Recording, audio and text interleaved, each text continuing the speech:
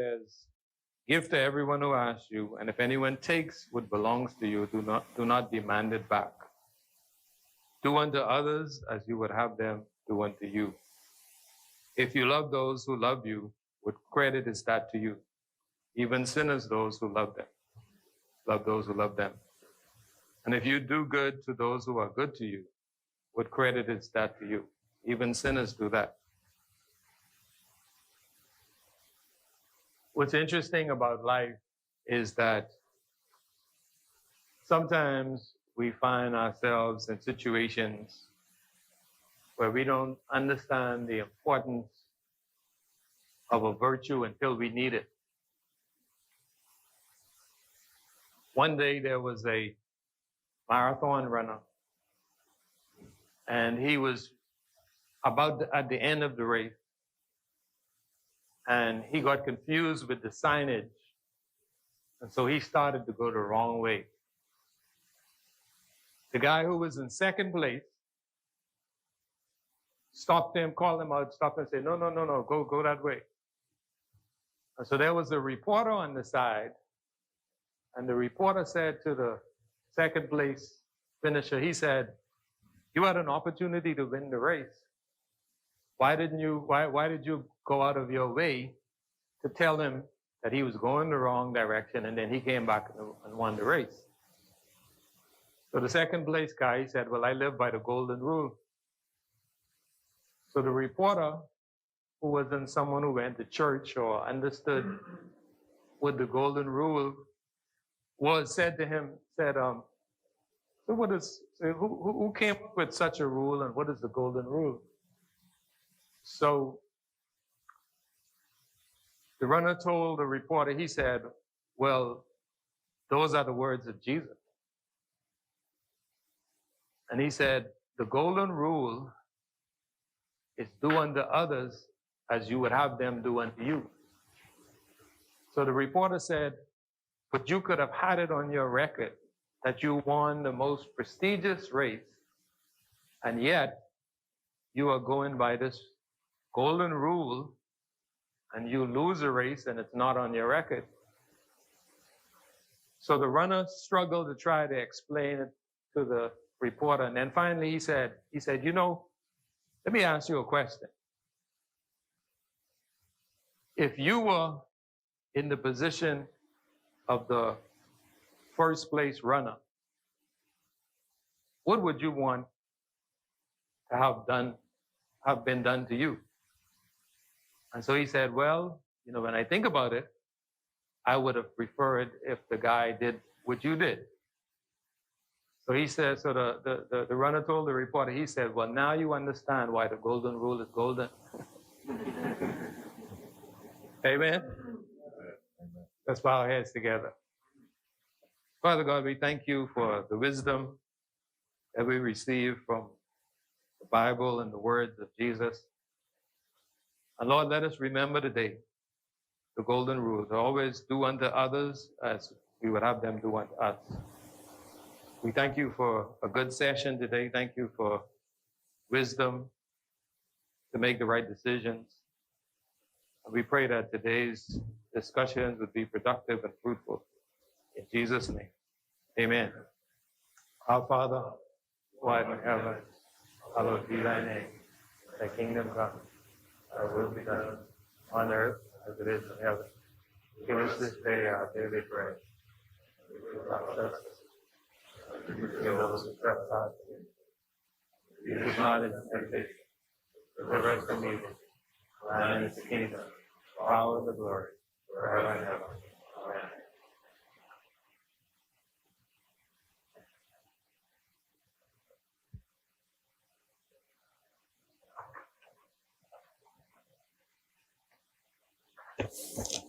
Good morning, honorable members. Honorable members, when the business of this House suspended last evening, the honorable member for Southern Shores had reserved the floor. The chair recognizes the honorable member for Southern Shores. Morning, Mr. Speaker. Thank you very much. Mr. Speaker, before I get into my presentation, with your indulgence, I'd just like to recognize a few persons. Mr. Speaker, I want to begin by joining the Minister of Foreign Affairs, Bahamians everywhere, and the entire CARICOM community in congratulating Dame Janet Bostwick for being the winner of the 13th Triennial COSORD Award, which is an award that is given to women who have dedicated their lives to the upliftment and empowerment of women, not just in their local communities, but internationally. Yes. Mr. Speaker, I need not go through the Dean's bio. She is no stranger to us in this place or in this Bahamas. It is just gratifying to see that her work is recognized near and far, and she is getting her well-deserved flowers while she can still smell them. I want to say to the Dame, you still have a lot to share, particularly with our Bahamian young women. I pray that even as you enjoy your retirement, you will find some spare time now and then to share your life story and to continue to motivate and inspire Bahamians and the wider international community everywhere. Mr. Speaker, I want to send out condolences to the family of the late Peter Mackey. Peter Mackey is the patriarch of the Mackey family down there in Misty Gardens. I also want to send condolences to the family of the late Alan Gibson. I did so briefly towards the good member for Michael and her family on Monday. But I want to say a little more. Alan Emmanuel was a friend of mine, a colleague in the Royal Bahamas Police Force, who served and served well. He went on to be called to the bar, the Bahamian bar, and he continued to serve there. I'm satisfied that he would have touched lives in a positive way. I'm satisfied that he has made a beautiful contribution. I know that he'll be missed. I pray that his family would find the strength to carry on. I want to extend condolences to Debrica Mortimer and the entire Mortimer Wilson family of Flamingo Gardens on the passing of Miss Deborah Wilson. Also, I want to send condolences to Sally Bowe of Palm Breeze Drive on the passing of her mother, Shirley Grant Bowe, who is also the former wife of Sugar Kid Bowe. So I extend condolences to that entire family. I extend condolences also to the family of Shelley Johnson of Flamingo Gardens. Mr. Speaker, I have had the opportunity to pay my respects to families and loved ones of deceased families and loved ones of the Southern Shores constituency throughout my tenure. And often I would send a wreath whether I could or can't attend. I got wreaths from several different vendors, but one of those vendors was Miss Dorothy Gilbert. She sent the most beautiful wreaths. She passed, and I want to send condolences to her family. I want to thank them because I think her daughter worked along with her and is now taking over. And I want to say that I appreciate the service that they've given. I want to say that Miss Gilbert was a beautiful individual and a beautiful business person. Mr. Speaker, Jeremiah 29:11 says, "For I know the plans I have for you, declares the Lord. Plans to prosper you and not to harm you. Plans to give you hope for a future." Mr. Speaker, I stand here this morning giving thanks for this opportunity to Almighty God that I'm able to stand in this hallowed place. I thank him for including me, Frankie Alfred Campbell, in that Jeremiah promise. Mr. Speaker, I'm pleased and I'm humbled that the good people of Southern Shores have given me the opportunity to be their voice in this place. And I would be forever grateful to them, Mr. Speaker. And I would want them to know at this time, as it was in the beginning, that I continue to be committed to the obligation that I took. Mr. Speaker, I'm satisfied that in accordance with Jeremiah 29:11, none of us are here by chance. I'm satisfied that from way back then, Mr. Speaker, God looked into the future. The future that he alone holds.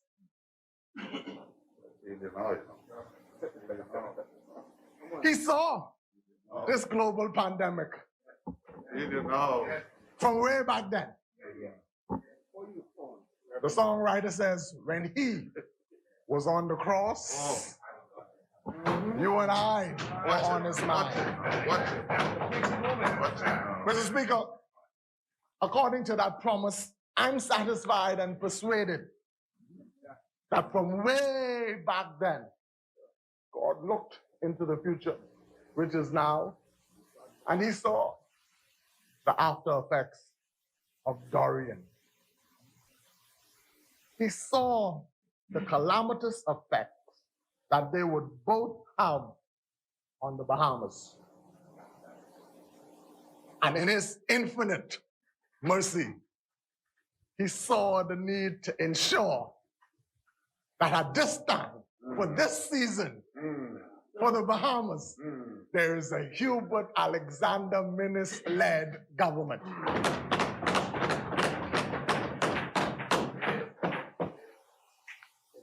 Mr. Speaker,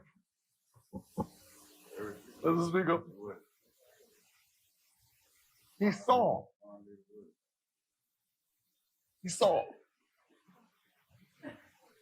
that this calamity will result in some hardships.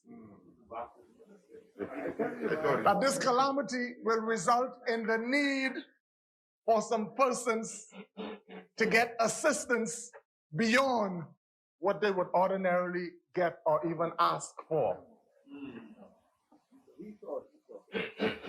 The psalmist said in Psalms 37:18 and 19, "The Lord knoweth the days of the upright, and their inheritance shall be forever.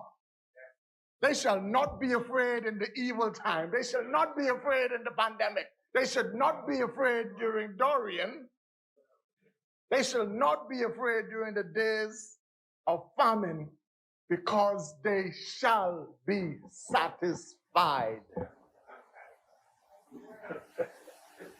Mr. Speaker, God's promise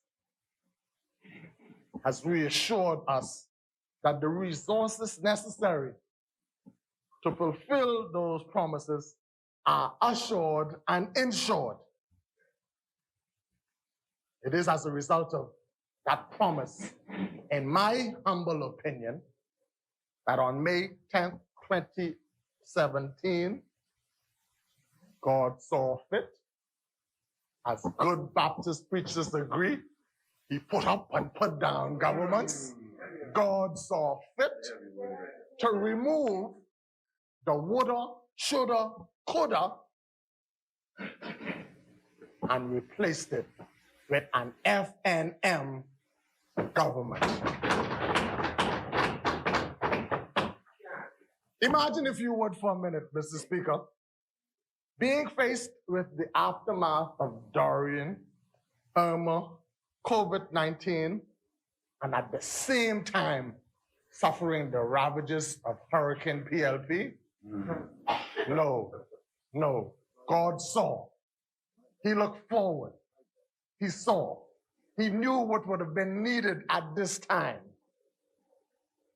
Thus, we are all here for this time and for this season. God's grace towards the Bahamas ensured that in the worst crisis in our recent history, the Bahamas has a caring, compassionate, transparent government. Mr. Speaker, permit me, before going into the substantive portion of this debate, to say a few words to the good people of Southern Shores. It was over 5 years ago, Mr. Speaker, Frankie Alfred Campbell and the good people of Southern Shores entered into a positive partnership. Like one of my predecessors would have said, I never advanced the notion that I was the savior, that I was the answer to all of their problems. But I offered them a partnership.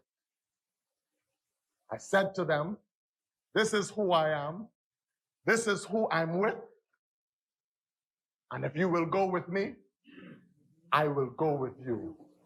We will hold hands and we will go together. Mr. Speaker, that partnership has been nurtured over the years. That partnership has resulted in some beautiful friendships. That partnership has resulted in some extraordinary, caring relationships.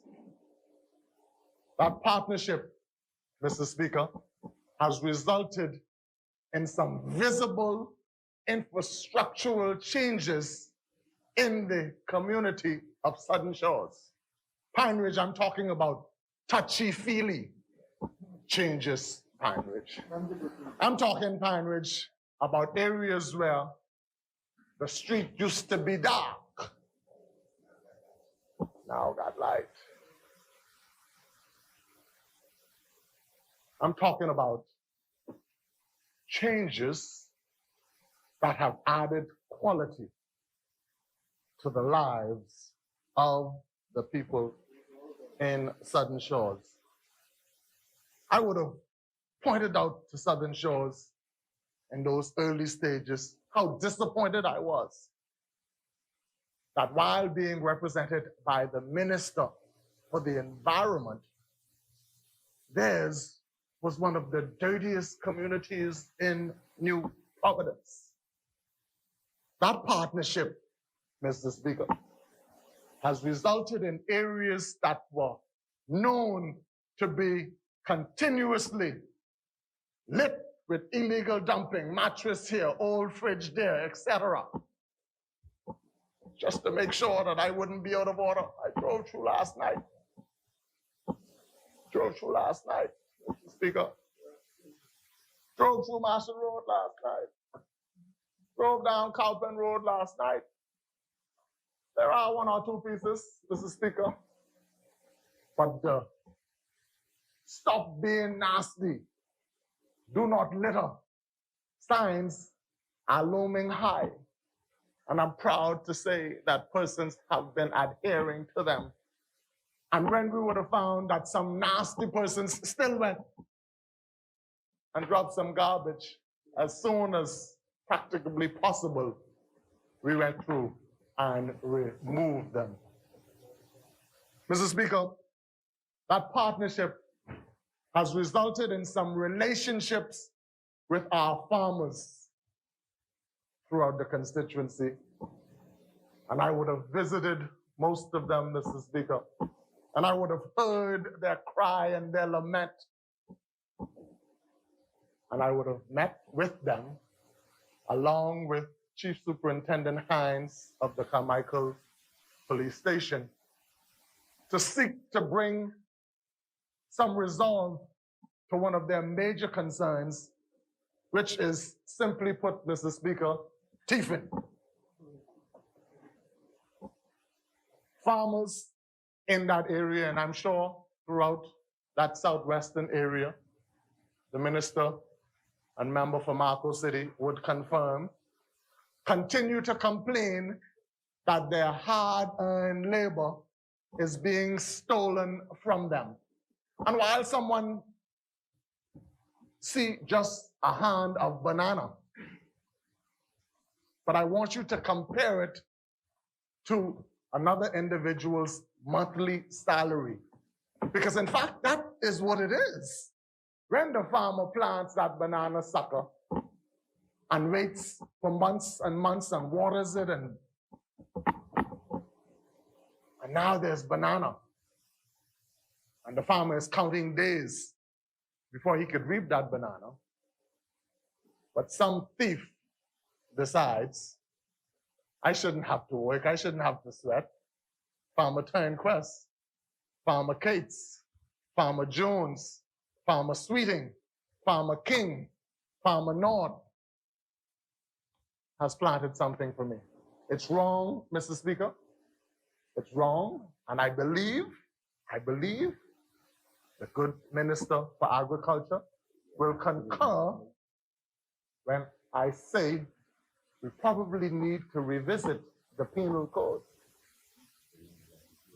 Probably need to revisit, I'm being told that we're bringing the legislation to revisit the penal code to make it a more serious offense to steal from our farmers. You know, Mr. Speaker, I don't claim to believe in it, but I could remember the days when people used to hang the bottles with the sand and whatever else. I'm not sure of the origin, but I was satisfied as a kid that it caused me to decide I wasn't going there.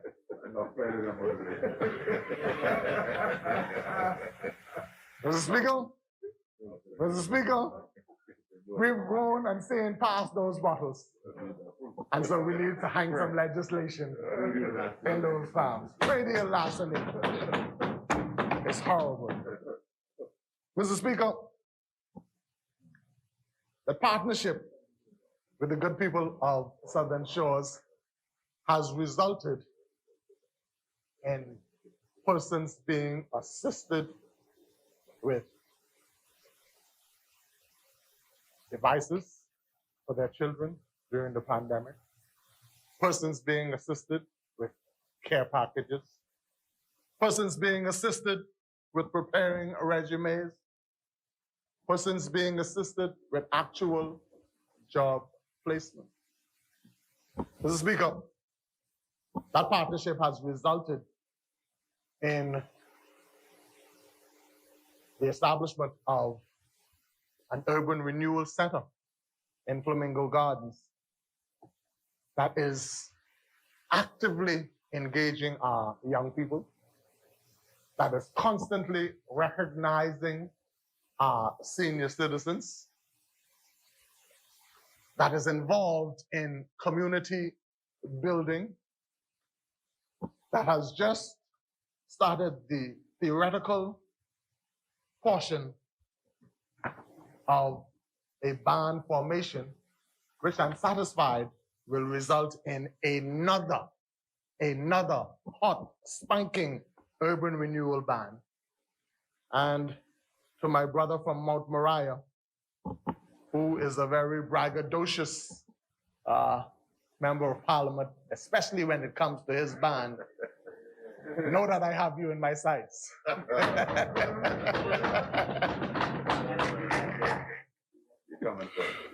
Mr. Speaker, we had a situation in Millers Heights where just about every day I got called that there was a traffic accident because there was confusion about who should be stopping and who should be going, et cetera, et cetera.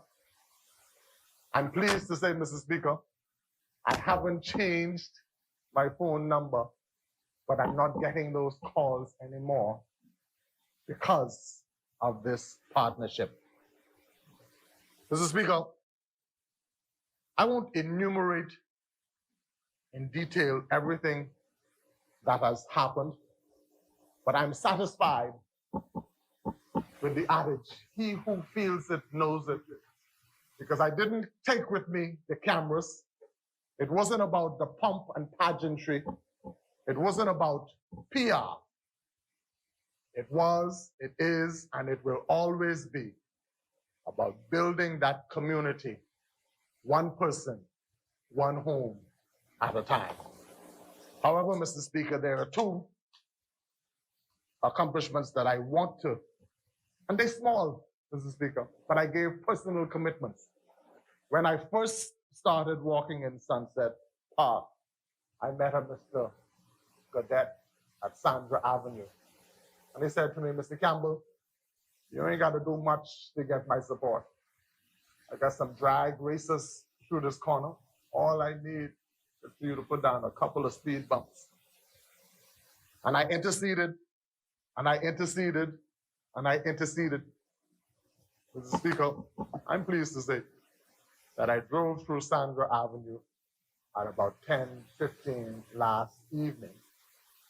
And Sandra Avenue has just been paved, spanking new.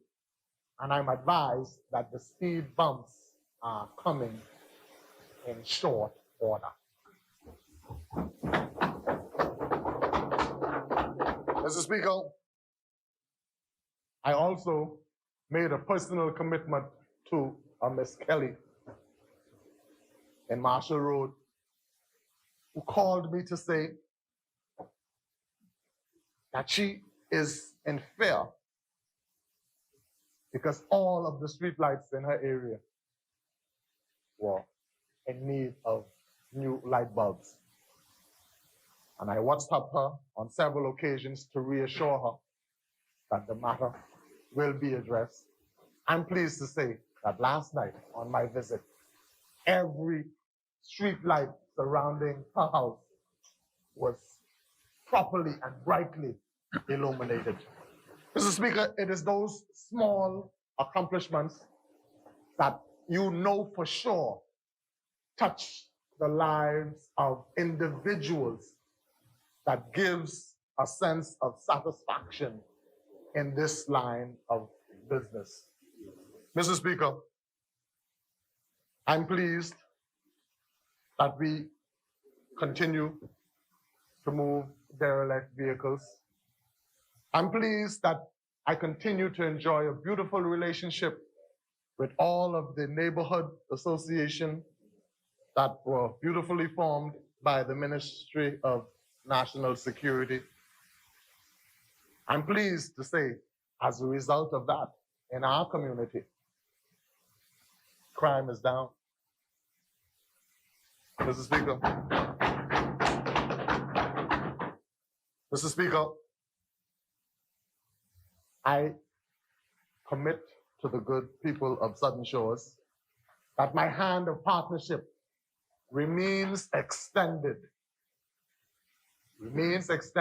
as it was then, and that hand is extended in the assurance of the Jeremiah promise. That hand is extended in the assurance that it is the Lord's will that is done in earth and heaven.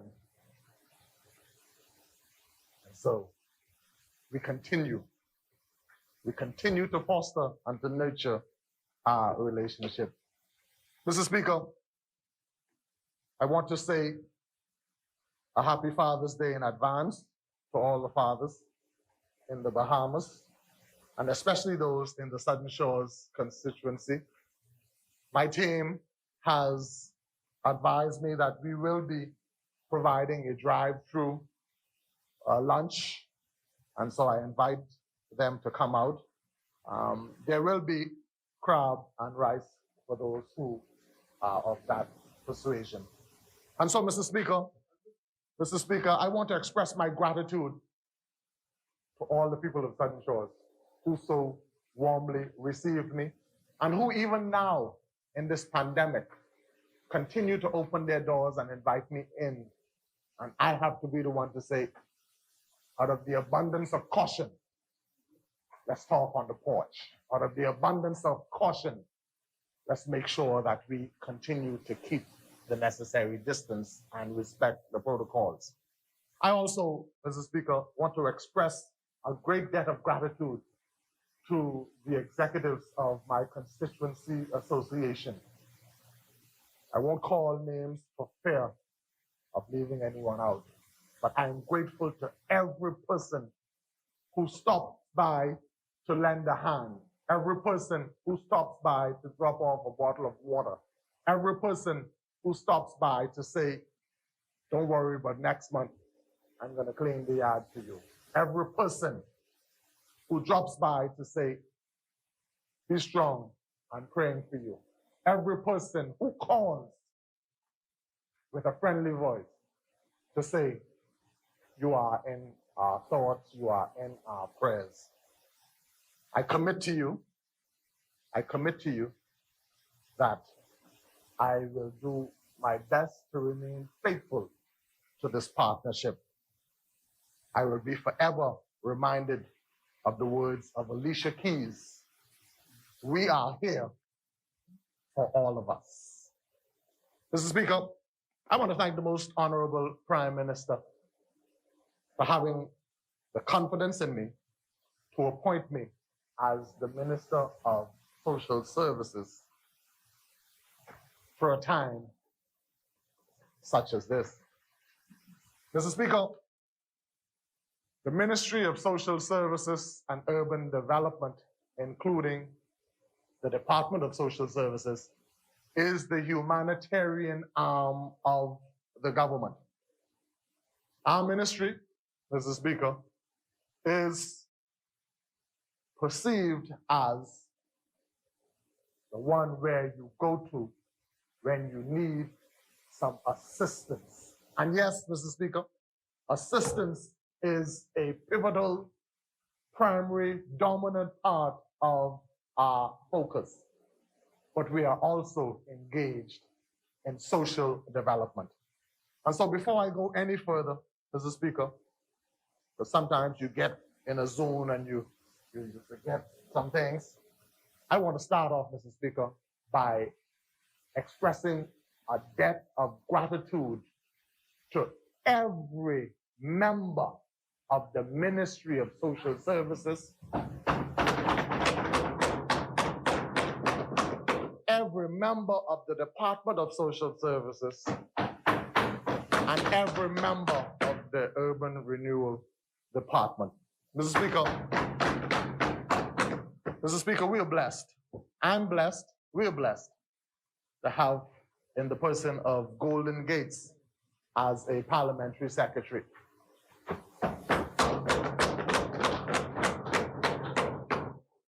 Mr. Speaker, I can tell you a little bit. I could talk this, I could talk this.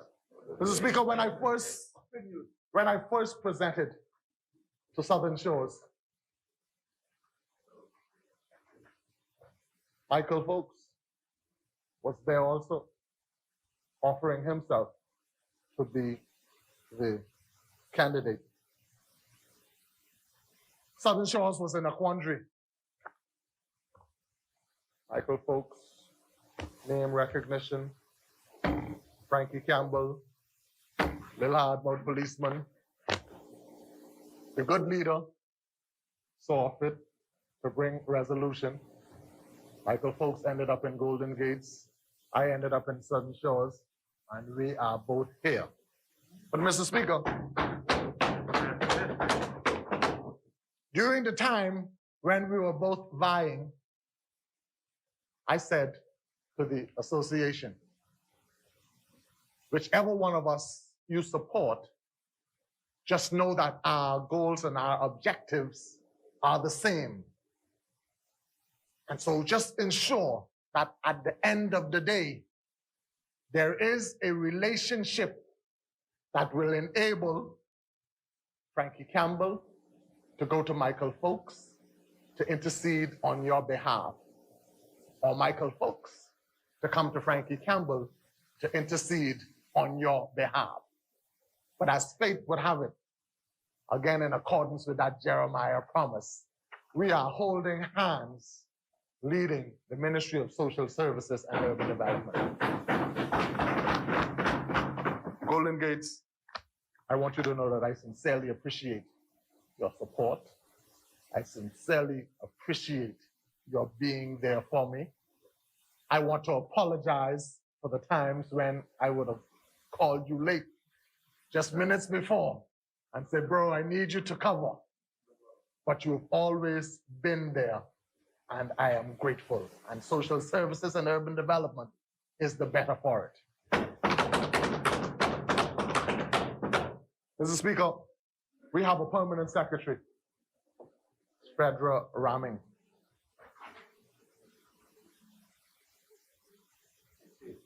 Big man, I'm very protective with my staff and my people. So you sitting over there talking about my lady, Mr. Speaker, he's gonna cause disorder in this house. Ask him to cease and desist. Federal Ramming is a professional. Federal Ramming is knowledgeable about her job. Mr. Speaker, I must confess that even in her presence, I continue to say that Lorraine Ambrister is the best permanent secretary in the whole world. And as good a relationship as I have with South Beach, every now and then, I must remember that he stole Lorraine Ambrister from me.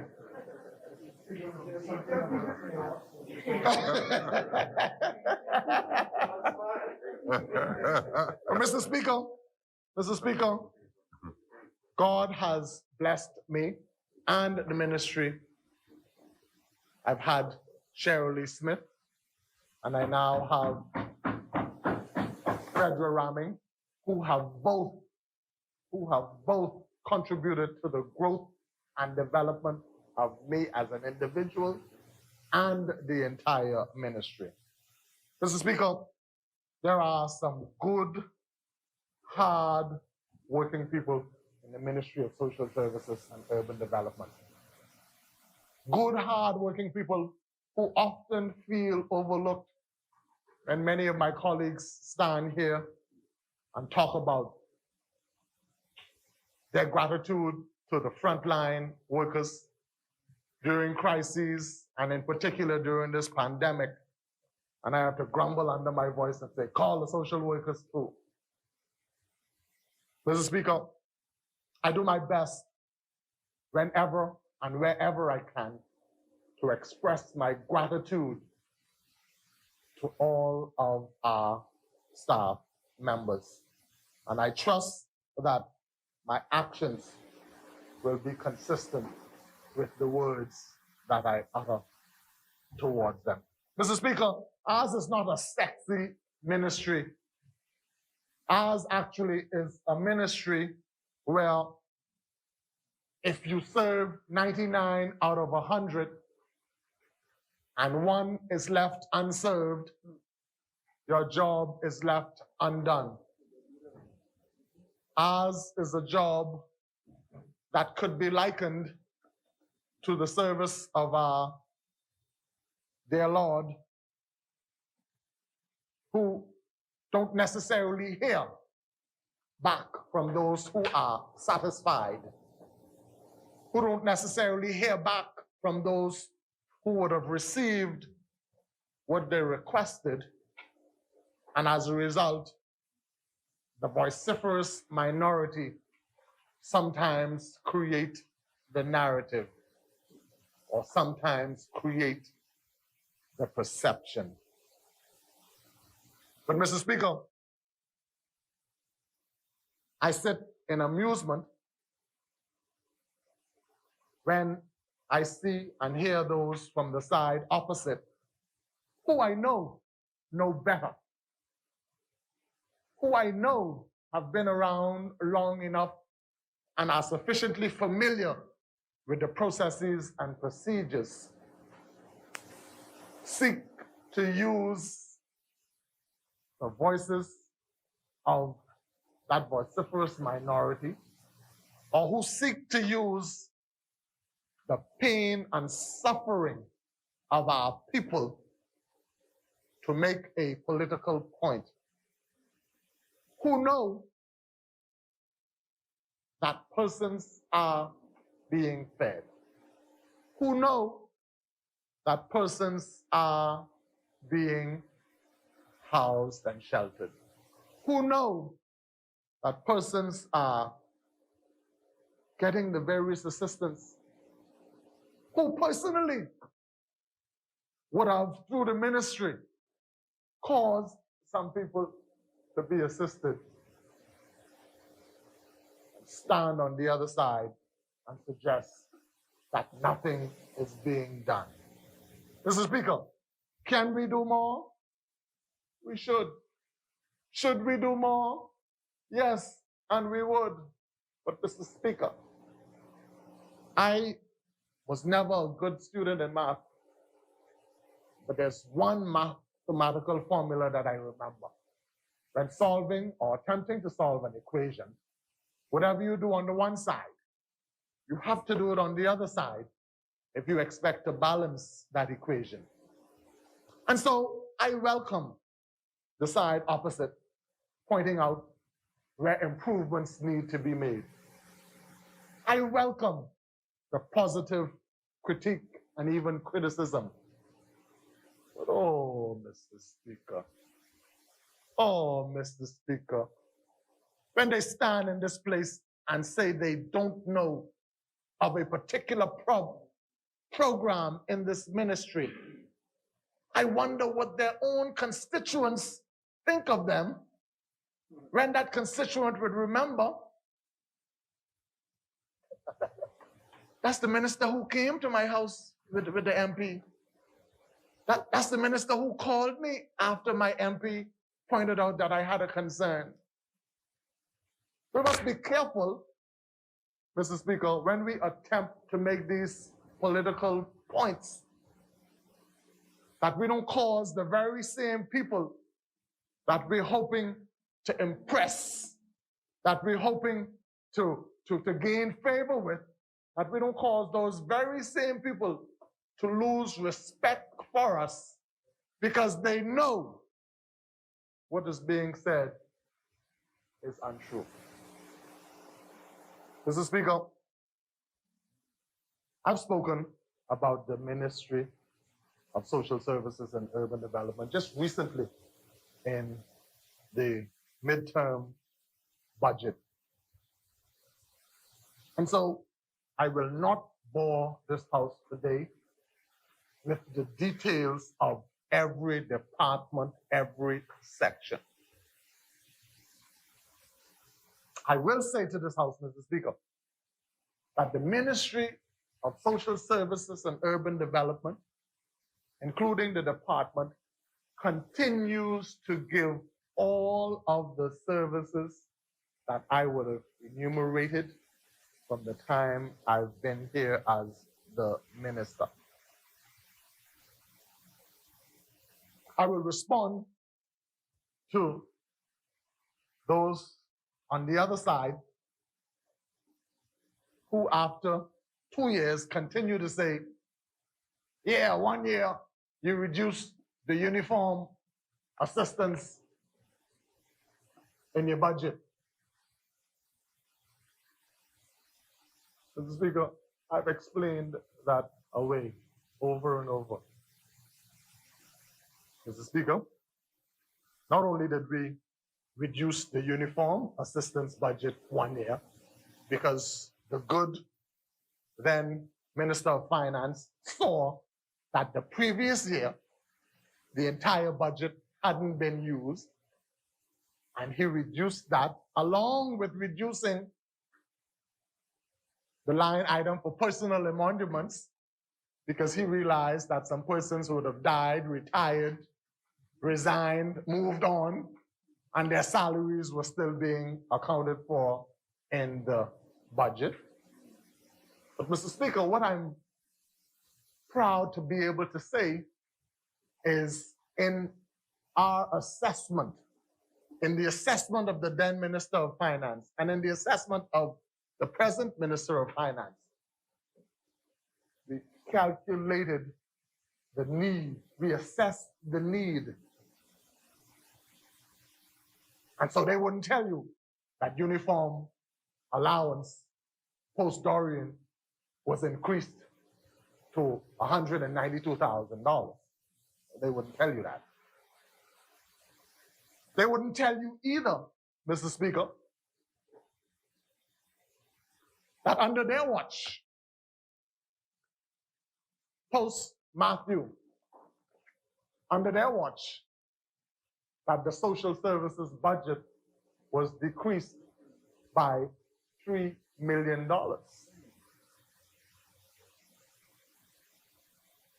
Because you see, Mr. Speaker, their contribution here is not about trying to point out anything that is good for the Bahamian people, because they know that anything that is good for the Bahamian people is not necessarily good for their politics.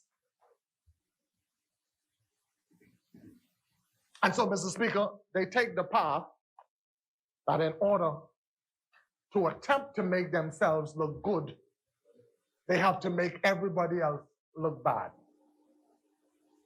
Mr. Speaker,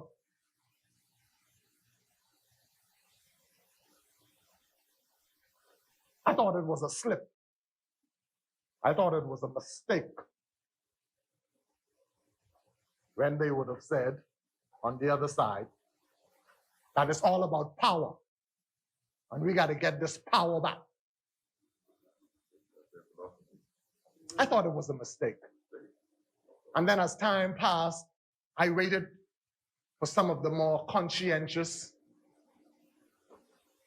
members, some of the members that I have a greater deal of respect for.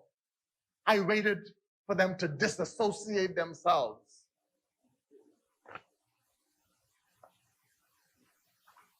They never did that, Mr. Speaker. They never did that, Mr. Speaker. It's just like those who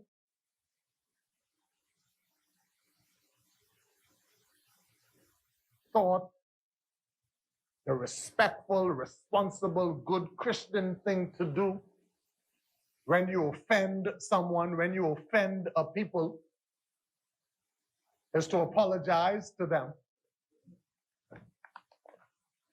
And it was honorable, Mr. Speaker. It was honorable to have a member of their own recognize early that an apology ought to have been forthcoming. But, Mr. Speaker,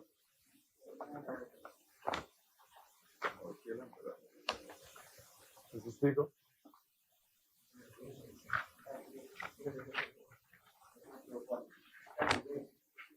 Mr. Speaker,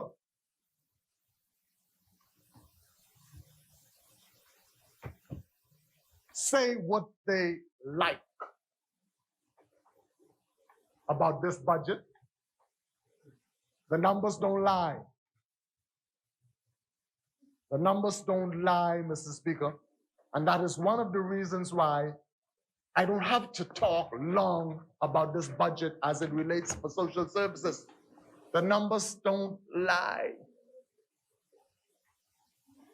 Albeit in a time of crisis. Honorable member, I know what you're saying, That word? I cannot use the word lie, Mr. Speaker. I retract, Mr. Speaker. Mr. Speaker. I retract, Mr. Speaker. And Mr. Speaker, I'm on my best behavior today because my greatest fan and critic is in the house, my daughter Fia.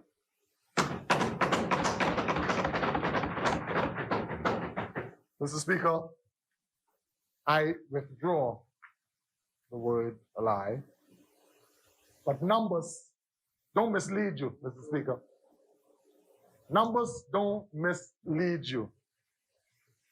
Because of a caring, compassionate, Hubert Minnis-led government, I have the ability to say that today I'm going to be presiding over the largest social services budget in the history of the Bahamas.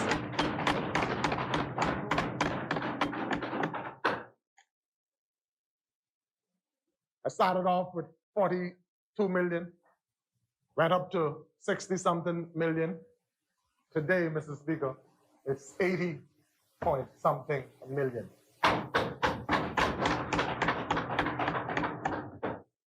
That's in addition to what is set aside for the continuation of the work of the National Food Distribution Task Force.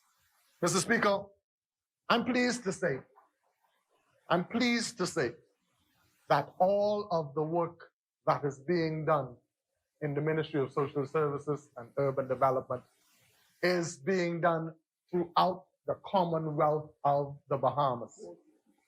Mr. Speaker, and so for that reason, I want to thank leadership throughout the Commonwealth of the Bahamas. I want to thank our social workers throughout the Commonwealth of the Bahamas.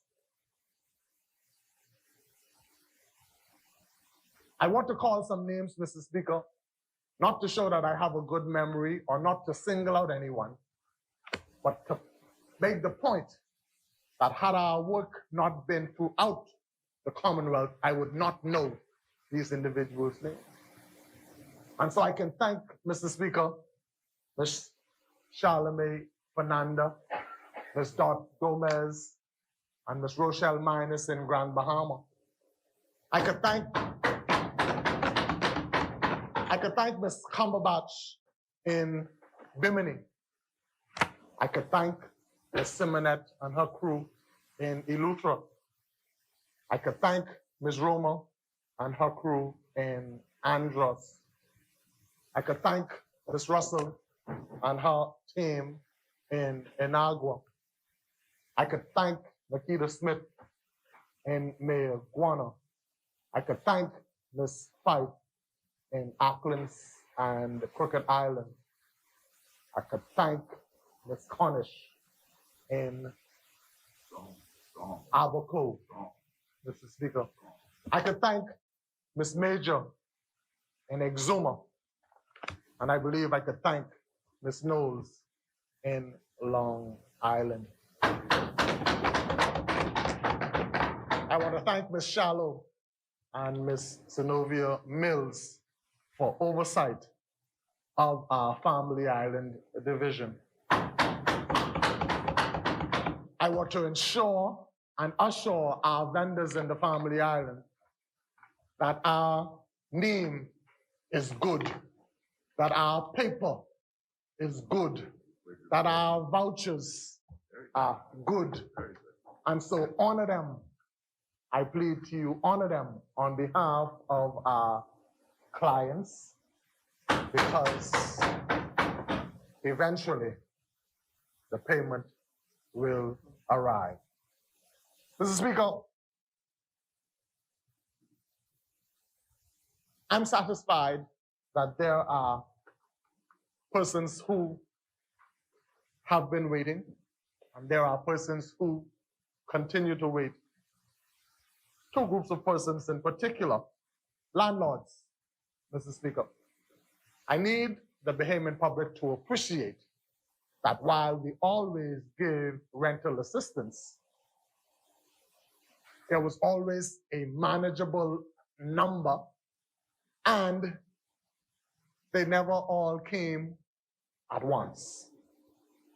We found ourselves in a situation that we were not prepared for. The numbers were overwhelming.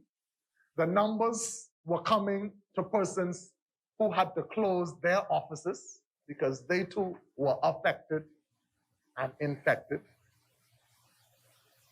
The numbers were going to Grand Bahama when there was no office, because that office was washed away. All their documents and files were washed away.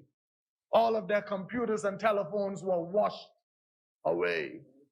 The persons who had to man those offices also had their personal effects washed away. So we were overwhelmed at a time, Pine Ridge, when we were confronted with victims while we ourselves were victims. We're recovering, Pine Ridge, and we are committed to the task.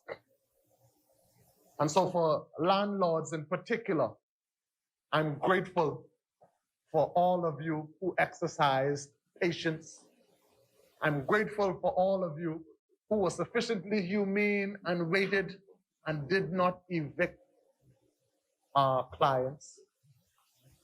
For those of you who are still waiting, I give you the commitment of our team that we are assiduously working to resolve your issues.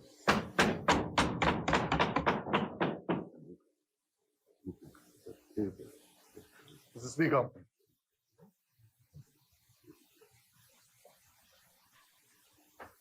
even as I tout what is set aside for social assistance, I want to acknowledge the resilience of our people. We have found persons who we've offered assistance while they didn't have much. While they didn't have much, they would have asked that we give that to somebody else who didn't have any at all. Mr. Speaker, I want to applaud the resilience of our people and that good Christian spirit that would want someone who has nothing to get a little or to share in what they have. Mr. Speaker, I was asked by a reporter, how long do I anticipate the government being able to sustain this unprecedented amount of help and assistance that has been and is being offered? And my response is and continues to be, we in the government are not focused on how long we can maintain and sustain this. We are focused on taking the necessary steps to bring the economy to a point where fewer and fewer and fewer persons will even need the assistance. And so the length of time to offer the assistance will not even be a question. Mr. Speaker, I also, Mr. Speaker, want to recognize another group of persons, Mr. Speaker. I would have indicated in the press and built up an anticipation for the launch of a digital platform, Promise. I told you we weren't sexy like all those other ministries, but it's a simple placard, Promise, with a phone contact. Now, Promise is two things. Promise is two things, Mr. Speaker. First of all, Promise is a digital platform that affords the Ministry of Social Services, in particular the department, to enter all of our requests, to intake all of our requests without the use of paper, and then follow on the platform that request until it is actually resolved, and then be able to maintain a history of our clients that will enable us, God forbid, there is a future request, to be able to shorten the time of delivery because you're already in the system. The end product of Promise is intended to be Pine Ridge, where one is able to sit in the comfort of your home or wherever it is you get your Wi-Fi internet, and to be able to access all of our services. But Promise is one more thing that I think is even more important than the actual digital platform. Promise, the promise that we in the Ministry of Social Services, that we in the department is offering, is a promise of a more effective and efficient service that will reduce frustration, that will seek to end whatever crises the client is presented with at that time in the shortest possible time. And that's the real promise. That's the real promise. Mr. Speaker, we increased our budget because while we see the movement, while we see the home porting, while we see the increased request for travel visa, while we see the light at the end of the tunnel, we want to make sure that in the interim, there is that safety network standing in the gap to assure the Bahamian people, to assure and ensure that no one is left behind. You see, our leader, the good Catholic that he is driven by the mandate as much as we do for the least of these our people. We do it unto him.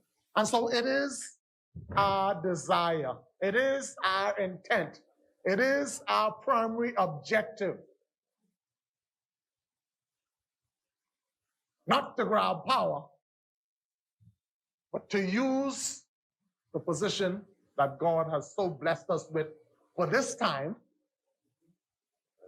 to help as many as we can to empower as opposed to just grabbing power, to put ourselves in a position that when we stand up and face our Maker, we can hear, well done.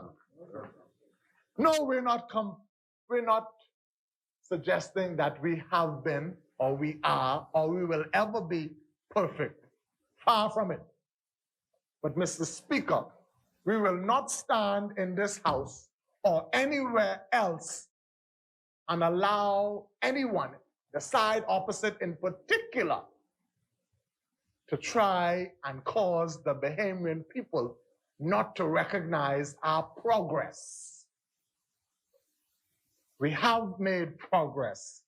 We are making progress, and we will continue to make progress.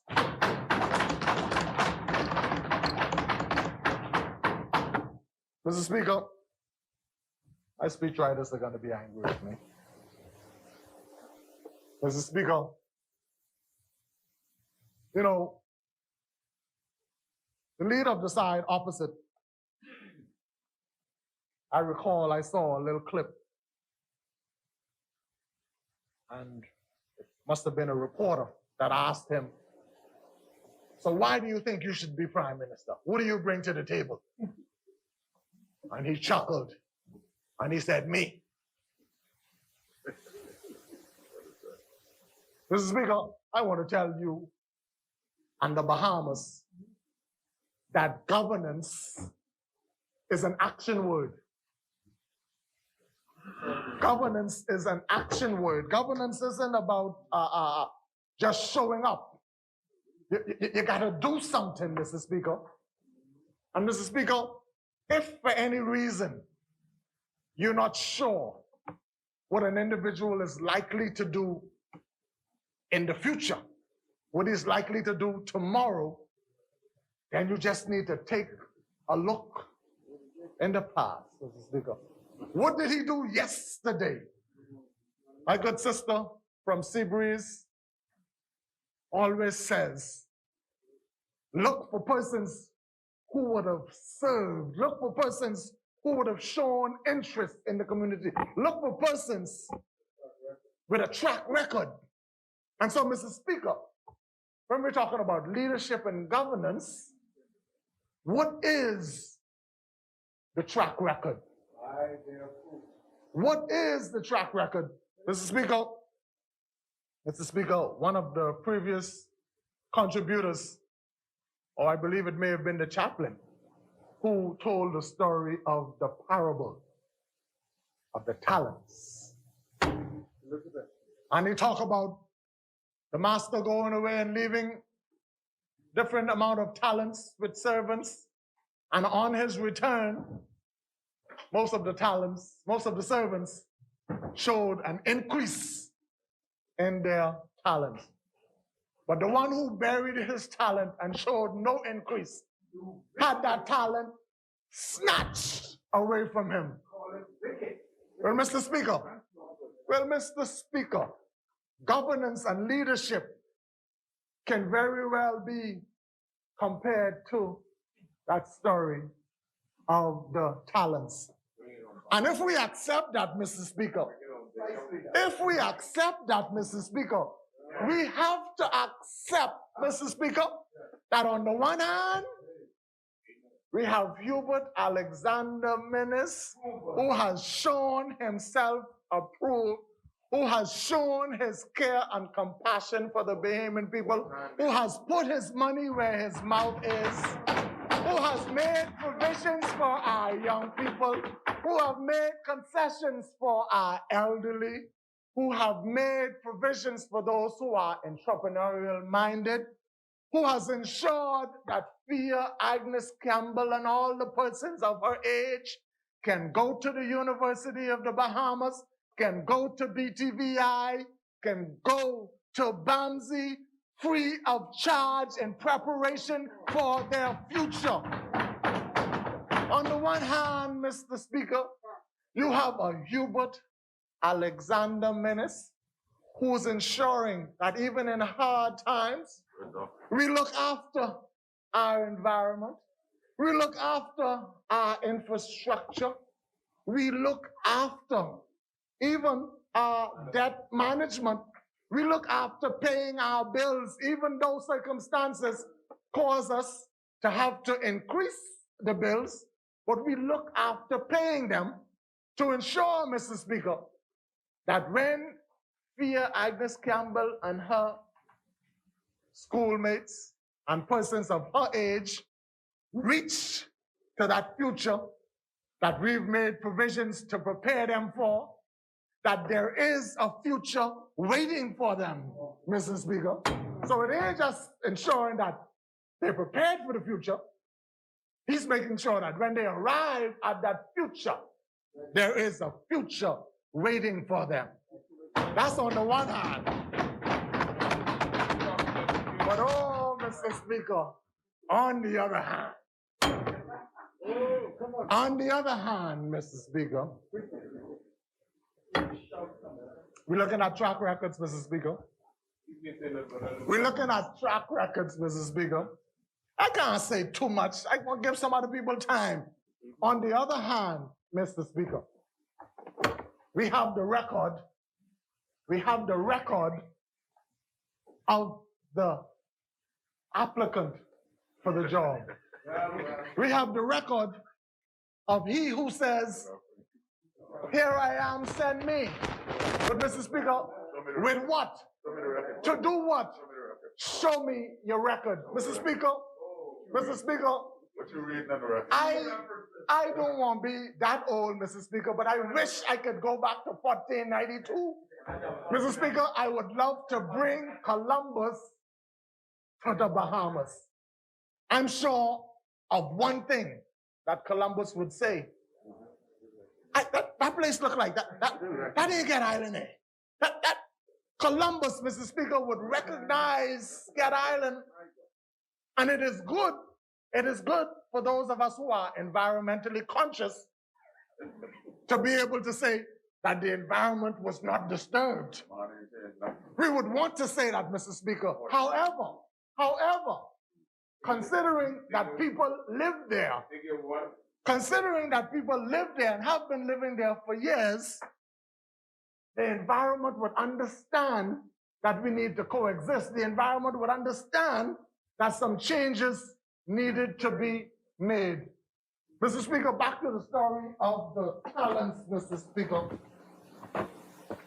Mr. Speaker, if this, what you did with your talent of 25 years, if this is what you did with your talent of 25 years, it should be snatched from you. Throw him into the outer darkness.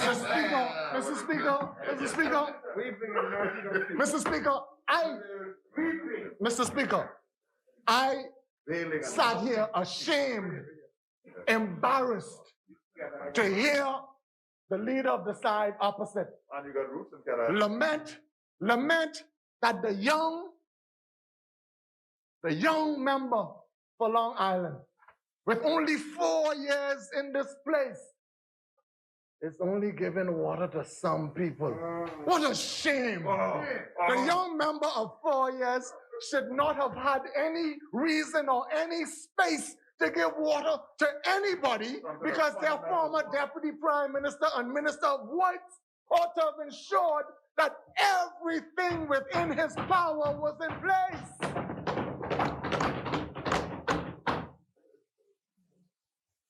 Mr. Speaker, I don't want to sound like I sloganeering Pine Ridge. But Pine Ridge, based on the records, on the one hand, and on the other hand, Pine Ridge, the choice is clear. Mr. Speaker, we're talking about leadership and governance being an action word.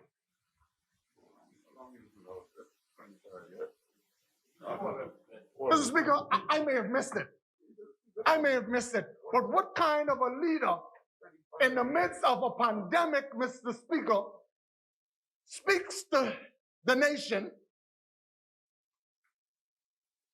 I didn't hear the leader say anything to the nation about being vaccinated in an attempt to slow this pandemic. What kind of leadership is that? Nary a word. Chair recognizes the honorable member for the Exumas and Ragged Island on a point of order. Speaker, I think the member for Southern Shores is being disingenuous when he speaks to the record of the leader of the opposition as it relates to vaccinations. The Progressive Liberal Party and the leader of the opposition are on record, having organized a COVID task force, having led the way in getting vaccinated himself, along with his leadership team, and has always encouraged vaccinations for all. So I'm not sure where the member for Southern Shores is going with this, but it is disingenuous to say that the leader of the opposition has not spoken to this issue because he has done so over and over. Obfuscating. Mr. Speaker, I thank the good member for Exuma for giving me the opportunity to take a sip of water. The throat was getting dry. I'm not sure what the point of order was or is. Maybe I need to sit and allow you to rule, Mr. Speaker. I was presumptuous. Sorry, Mr. Speaker. Thank you, Honorable Member for Southern Shores. This is a refreshing change that a member is asking the Speaker to rule, as opposed to ruling themselves. Honorable members, I believe the member for Southern Shores had indicated that it was yesterday that the member for Cat Island did not speak to the issue of vaccination. And so, with respect to the statement made by the member for Southern Shores, the ruling of the chair is that the point was not well taken. Thank you, Mr. Speaker. Mr. Speaker, Mr. Speaker, I feel bad for the member for Exuma and Ragged Island. Just taking them notes, they said it on the phone. I feel bad for the member of Exuma and Ragged Island as he looks back and think that he could have been and actually should have been on this side. I recall, Mr. Speaker, I don't know the whole story. But Mr. Speaker, those who are a day or two older than me would recall this story in the Royal Reader, where it says, if the crows were not where the pirates were found. Mr. Speaker, the good member for Exumas and Ragged Islands did not hear me because he tries to drown out every sound whenever the record of his leader is being presented. And I understand that. But no one is blaming you, Exuma. You weren't there. You shouldn't have been there. You weren't there. But what I say to you, Exuma, is it's never too late to do good. It's never too late to do good. On the one hand, Mr. Speaker, we have a leader who has shown his love for the people. On the one hand, Mr. Speaker, we have a leader who has not shown disdain for family islanders. Even those, okay, clap for that. Even those islands, Mr. Speaker, that one may think does not or did not support him by virtue of who the member of parliament is. Doesn't matter. And then, Mr. Speaker, on the other hand, you have a want-to-be leader who has shown disdain for the very people he represents. And then he stands here and says this side is abusing him because this side is seeking to remind him and the Bahamian people of the things that he did not do, of his own record. A leader, a want-to-be leader, wants to stand here and run away from or turn his back on his own record. On the one hand, Hubert Alexander Minna says, this is my record, this is what I've done, and this is what I will continue to do. On the other hand, the other man says, well, I ain't sure, I know, I wasn't there. Y'all ain't doing enough for my people. He has no plan. He has no plan. Mark, Pine Ridge, I don't want to sound like I sloganeering, but between the two of them, the choice is clear.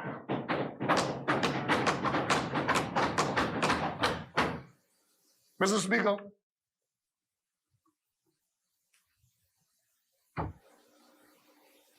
I started off with the Jeremiah story because I want persons in here who believe that they have a monopoly. No, a monopoly with the relationship with God. It ain't so. It ain't so. It is so, Mr. Speaker. The same God who answers their prayer is sufficiently merciful and has grace in such abundance that he will answer our prayer. He is the same God, Mr. Speaker, in the valley as he is on the mountain. Preach now, I said preach. That's the same God who, when he was on the cross, looked down, Where were you? You was on. and I was on his mind. Oh my, preach. He's the same God who looked down and saw this time. Mm. And he's the same God who's looking down and has already seen that time. And so, Mr. Speaker, just a small word of advice or admonishment for anyone who thinks they got a monopoly on the relationship with God, that we are all here, God's children. We are all here by his mercy.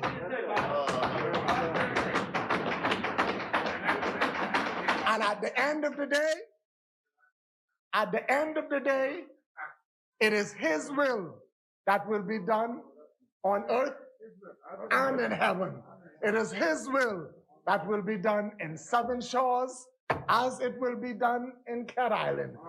However, Mr. Speaker, I'm satisfied that through his love for his children, through his love for his people of Bahama land, he would have given them the spirit of discernment, the spirit to see that on the one hand and on the other hand, and then the choice is clear. Mr. Speaker, Southern Shores supports this budget.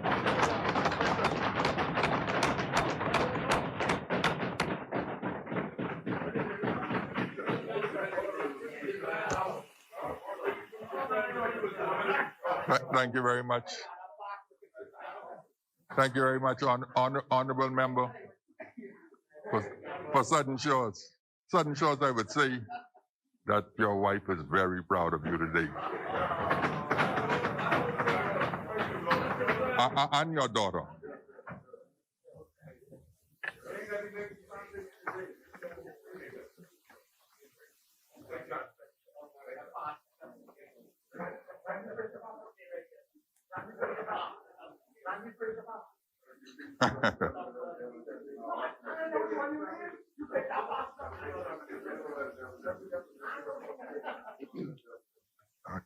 Just before I recognize the next speaker, I would just want to endorse a statement, and persons are telling me now that I should not be endorsing or commenting after persons speak.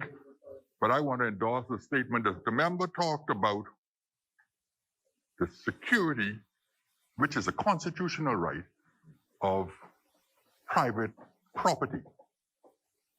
And he was referring to farmland, where farmers plant a seed and others believe that they should reap the harvest.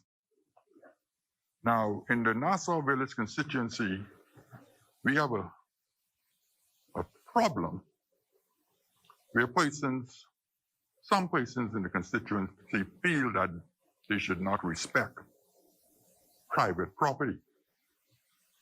They jump over your walls, jump over your fence, cut holes in your fence.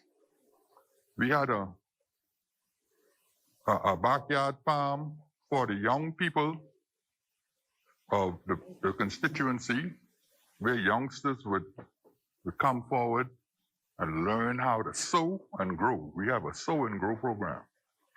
And we have persons who believe that after those seeds have sown, not only would they come in and reap the harvest, they would root up the trees and carry the entire tree. They would destroy the young fruit that are left that they didn't reap. And I believe that something must be done. It's only a few persons who are responsible. But I think it's a national issue that needs to be addressed, and discipline needs to be put in place. And I support that statement from the member for Southern Shores, and I hope to see some reform in the law to address this issue. The chair recognizes the member for Southern Shores. Indulge me, I just leaned over to Kalani and got some good news that I need 1 second to share. Mr. Speaker, there's much talk about reclassification, etc., in the public service. I want to say to the good social workers throughout the length of the Bahamas that I've just gotten word that the career path that was long awaited is approved, and they will get the official word, and it will be effective July 1.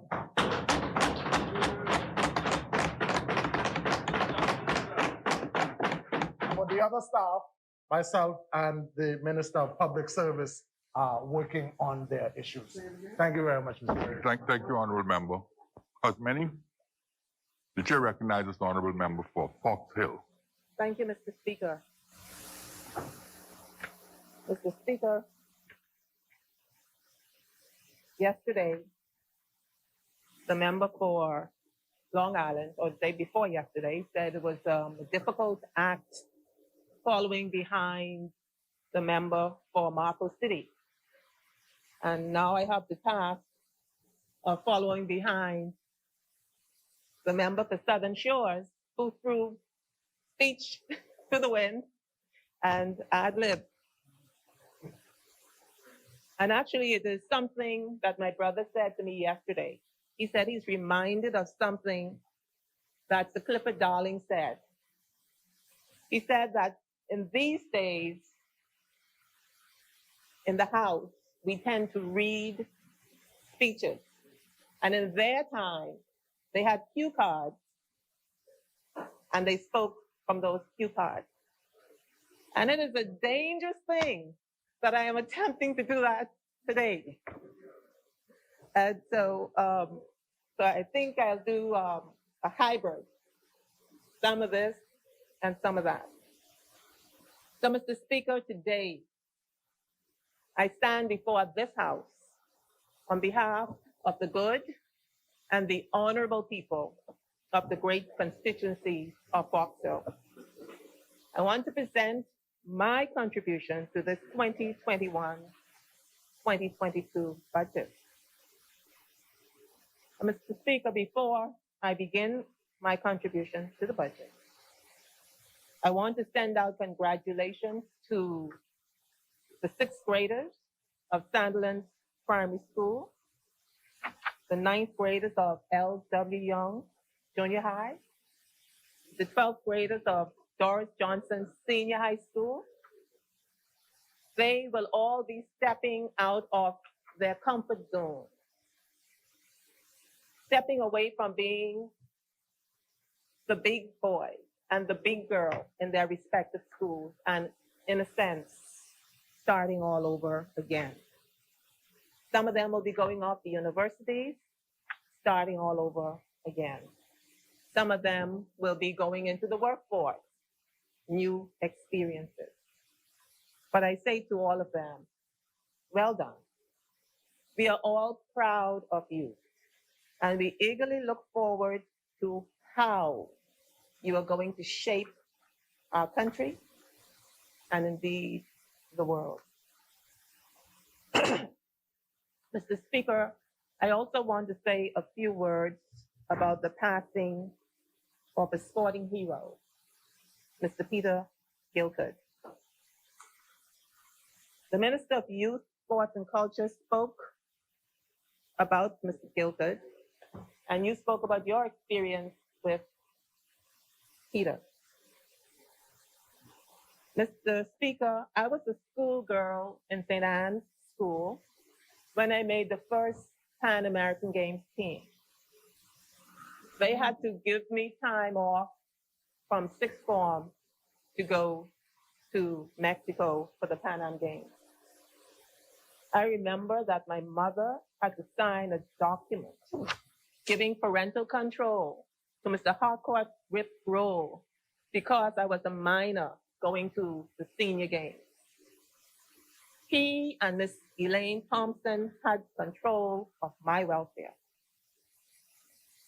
I remember Peter Gilcud, Mike Sand, and Sterling Robert Lloyd Quant.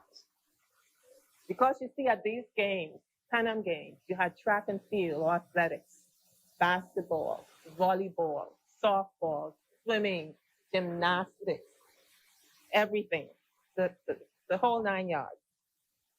And as a matter of fact, the Bahamas Olympic Association chartered Bahamas Air, and we flew from here to Mexico City on Bahamas Air. And I'll digress just a little bit. Mr. Speaker, that was a gold star, blue ribbon basketball team with people like, as I said already, Peter Gilbert, Sterling Quant, Steve Bell Thompson, Sterling Simonet, all big, tall guys. And there's the point in life that makes us all level. Bahamas Air came back to collect us from Mexico City after the games were all over. And I think something went wrong with the plane. Maybe it was at altitude and the plane was not pressurizing, and it was really a horrible time. The first time I saw a big 67 guys hollering and screaming. And a plane is nothing to play with. It was the last time. But in spite of all of that, Mr. Speaker, it was October in Mexico City, and it was pretty cool. And I was all up to, I would say, this side of 120 pounds.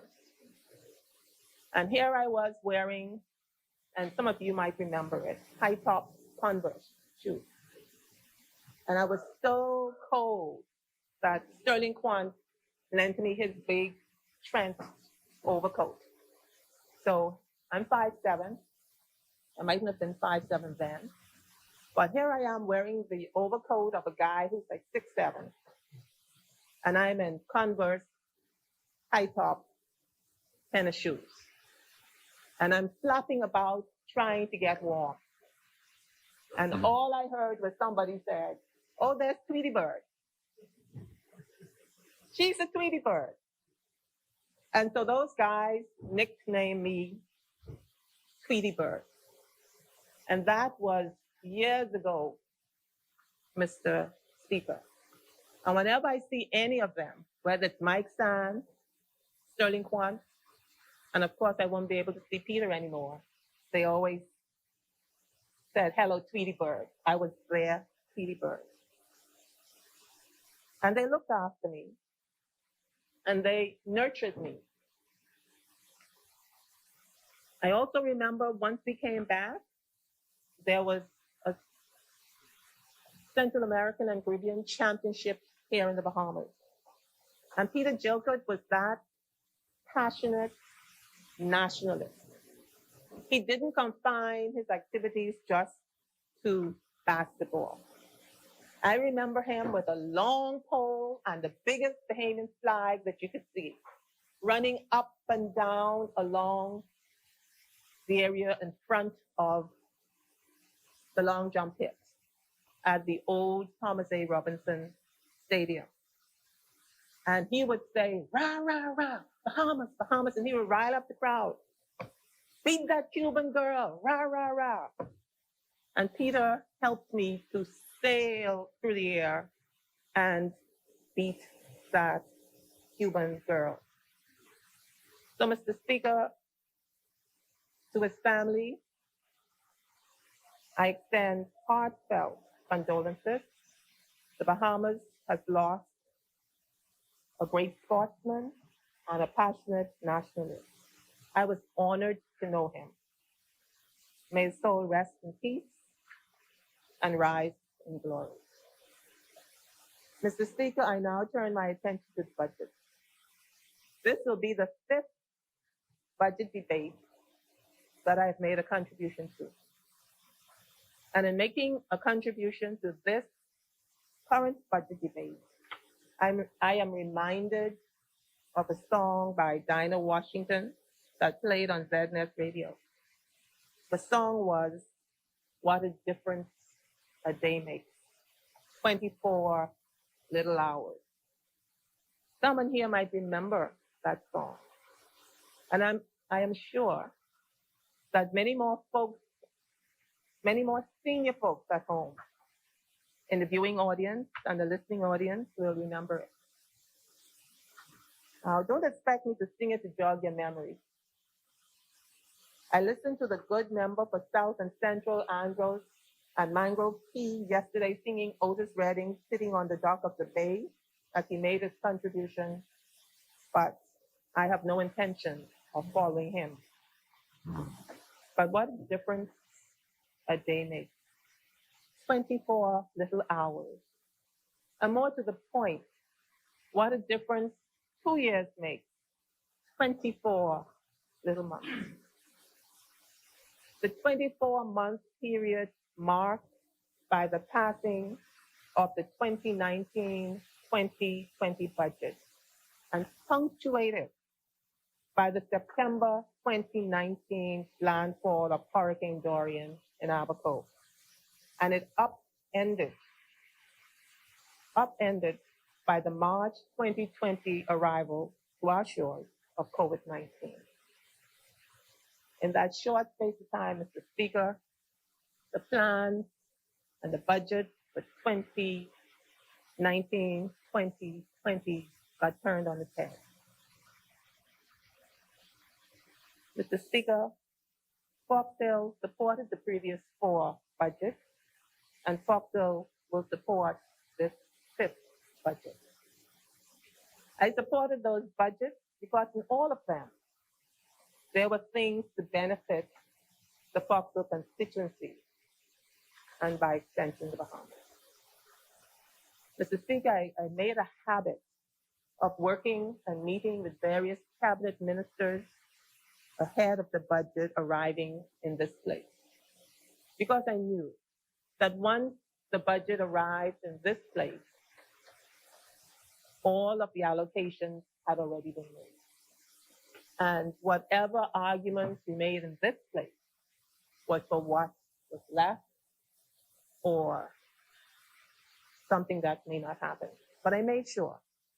I made it a practice to speak with the engineers, architects, technical personnel in the Ministry of Work, so that the infrastructural, social, and environmental requirements of the constituency were provided for in the budget.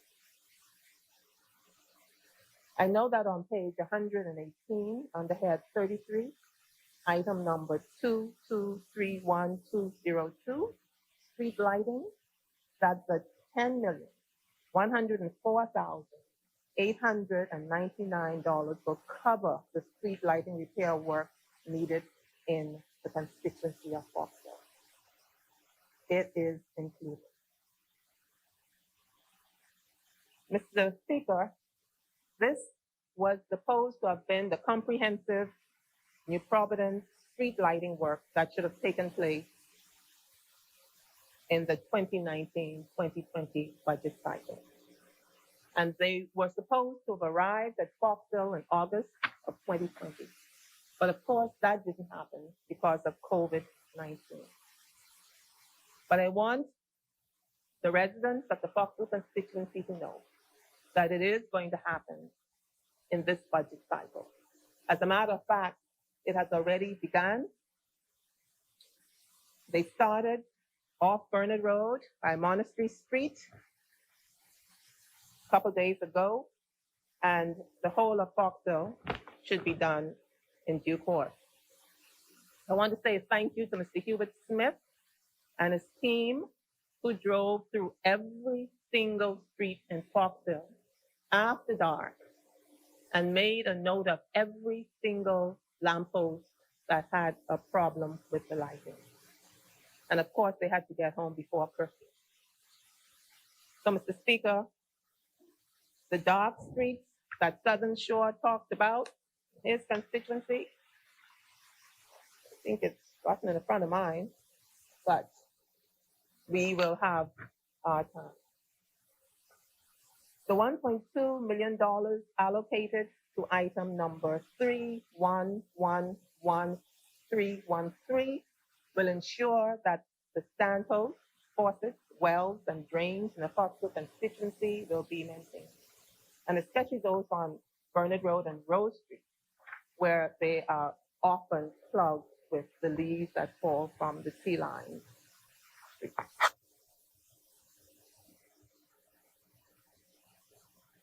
Mr. Speaker, I want to spend some time reporting on the drainage installation program in Foxville.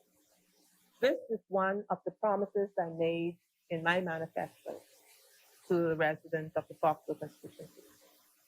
Foxville, in many areas, is in a floodplain. In some areas, it's in a valley. And so drainage was extremely important. Mr. Speaker, on page 241 of this budget, under summary of capital expenditures by program, item number 1037, roads, bridges, drains. The allocation is for $43,218,353. And so the calls that I get from Frank Edgecombe by Track's End, where it floods, you are in the budget. Monastery Park by Kildare.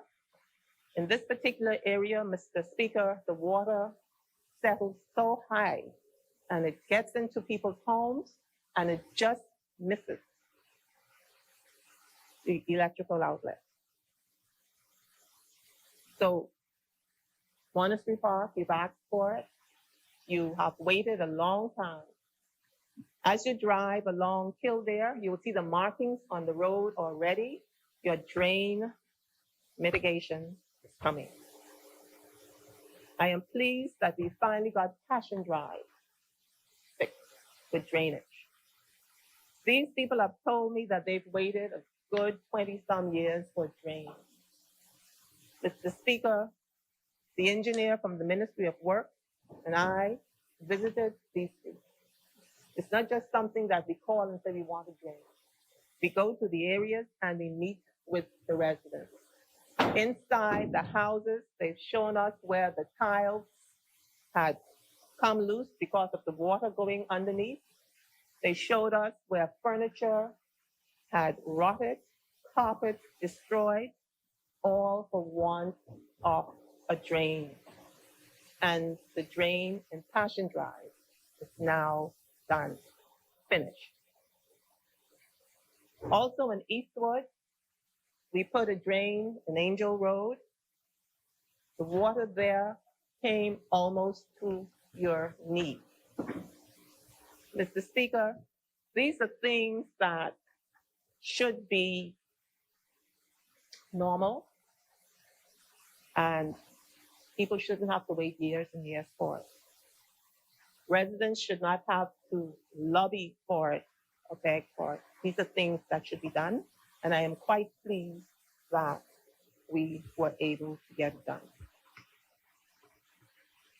Mr. Speaker, we also put drains again in Bernard Road, just off Bernard Road, west of Adderley Street. It is a sad story, Mr. Speaker. During Hurricane Dorian, which did not make landfall in New Providence, we also had a king tide. So Foxville really was flooded.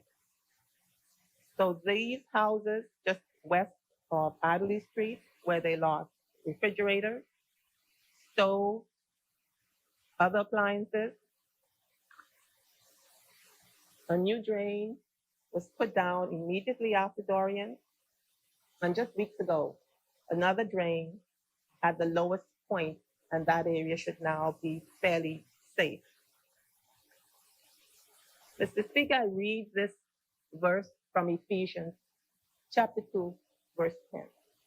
It says, "For we are God's handiwork, created in Christ Jesus to do good works, which God prepared in advance for us to do." And I have done that work. Mr. Speaker, I don't know that the work should have been left for me to do, but the work needed to be done. And in my estimation, God put us there for such a time as that.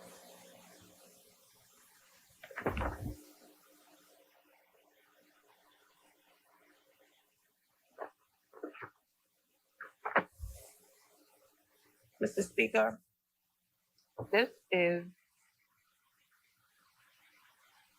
an interesting time for me. I said I wouldn't be long, but I want to say a couple of things here.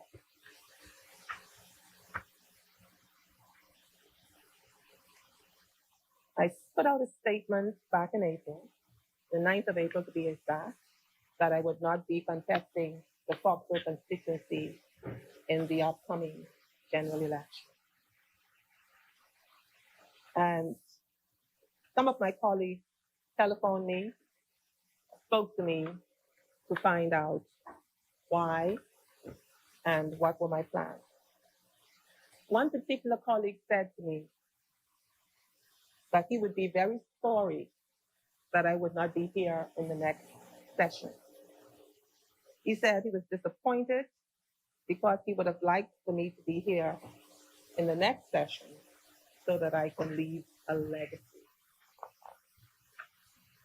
Mr. Speaker, I want to say quite clearly and unequivocally that I have a legacy.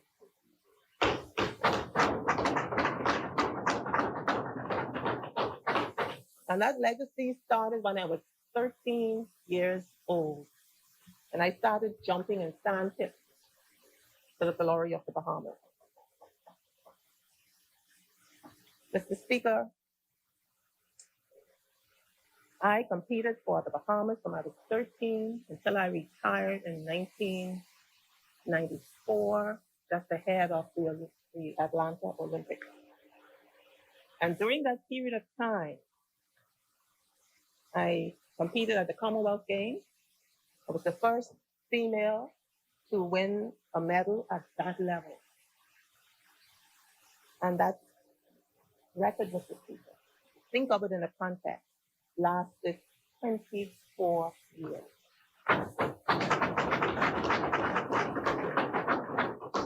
That's the legacy.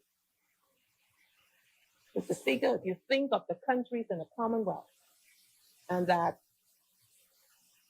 a young girl from the Bahamas, it took people from England, from Scotland, from Australia, from New Zealand, from Jamaica, from Trinidad and Tobago. It took them 24 years to knock it off the books. And then only by 6 centimeters. Mr. Speaker, I have a legacy.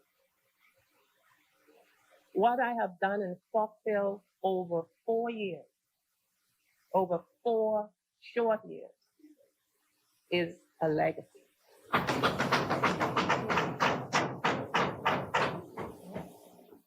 And if we cut out March 2020 to March 2021, we're talking about 3 years. Mr. Speaker, in here, the competent authority, the good member for Killarney, spoke about economic empowerment zones. Foxborough wasn't included. And I was jealous. Bain and Grantstown was grinning from cheek to cheek. You can see his back teeth. And so I sat here and I called across the way. What about Foxhill? What about Foxhill? Add Foxhill to it. And he did. So that is a legacy.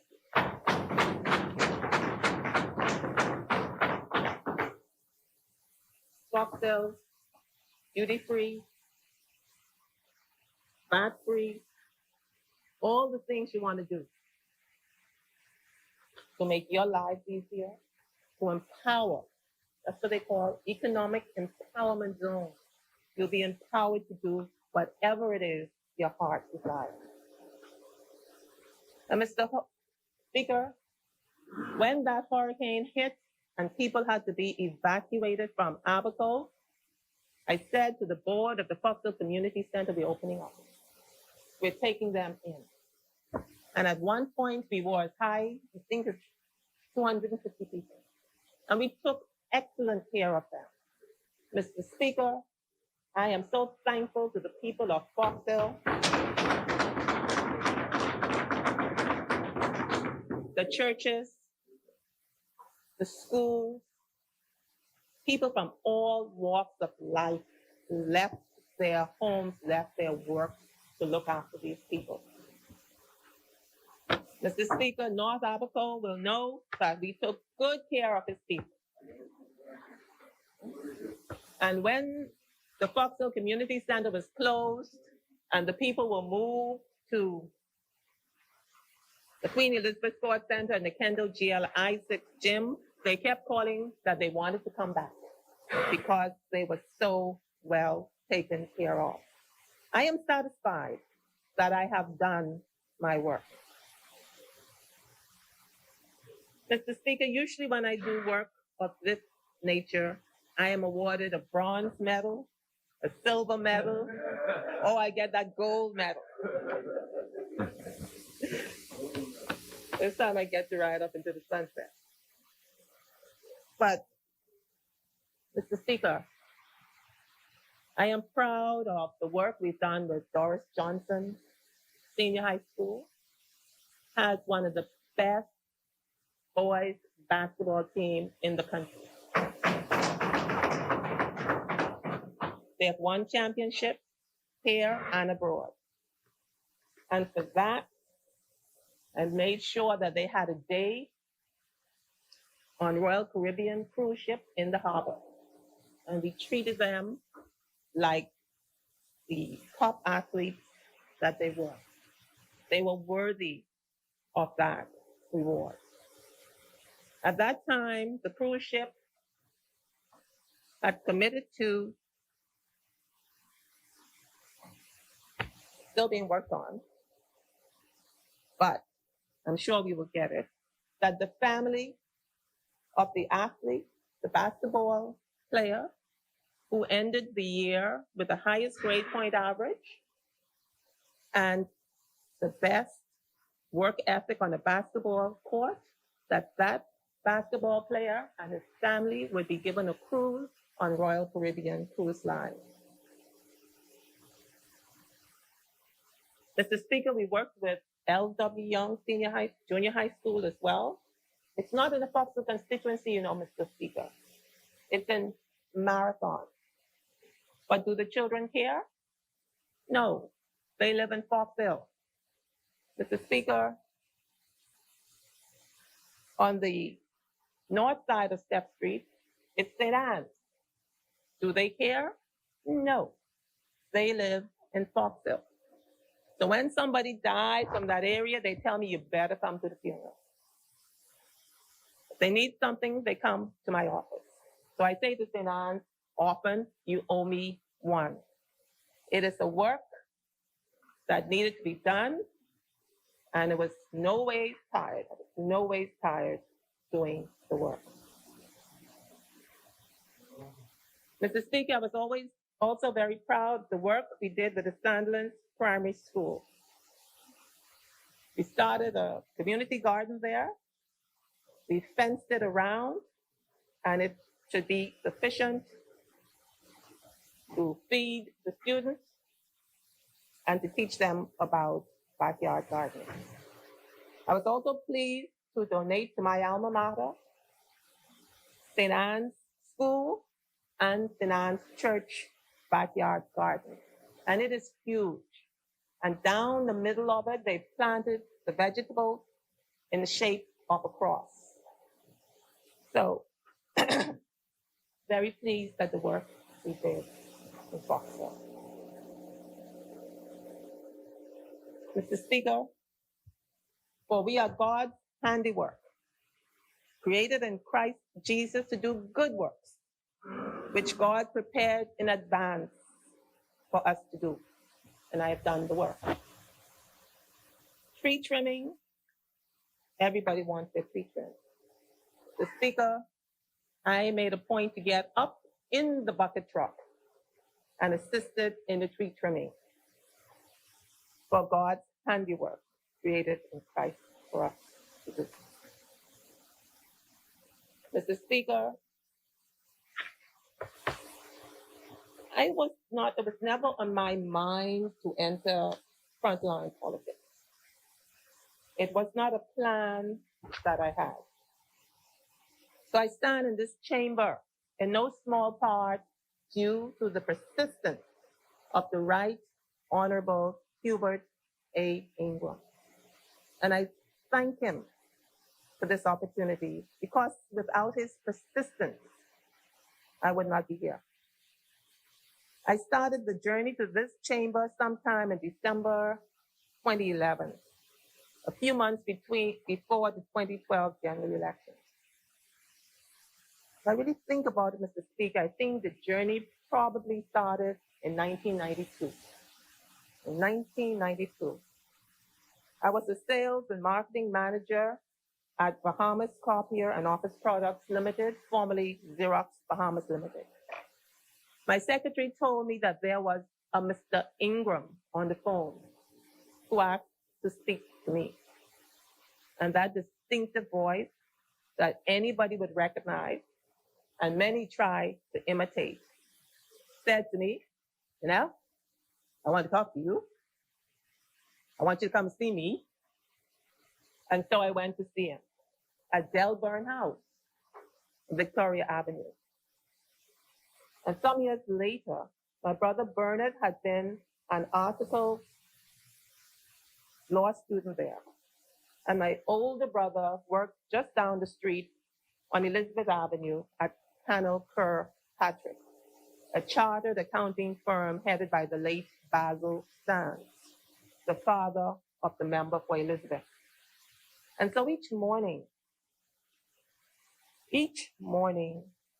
the now leader of Her Majesty's Loyal Opposition, the member for Cat Island, San Salvador, and Rumkey, who at the time lived just around the way in High Vista, and was part of the legal team at Christie, Ingram & Co., would drive to our house each morning, and he would take Junior and Bernard to work.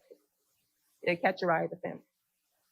So you see, Mr. Speaker, politics make strange bedfellows, and at the end of the day, we have one common denominator, and that is we are all Bahamians.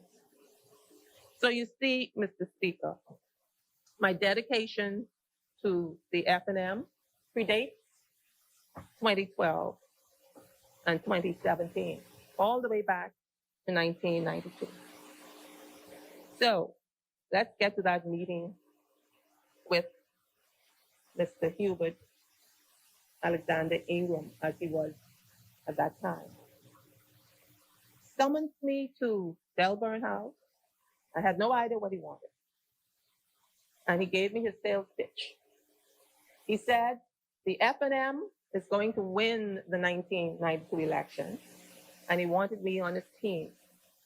I told him I would think about it. I thought about it for a week, and I respectfully declined. I told him I didn't think the time was right for me. Over the period between 1992 and 2012, he would occasionally ask one of my brothers, whichever one he ran into, is she ready yet? Is she ready yet? And I would send the answer back, no, not yet. Not no to the F&M, but no to frontline politics. My family, Mr. Speaker, you see, at least the half of the Pratt family that lined up behind my granddaddy were the F&M, because granddaddy was one of those Cat Island UBPs. And the other half that lined up behind my grandmother, they were the PLPs. And so my mother's household always lined up behind my granddaddy because she was a daddy's girl.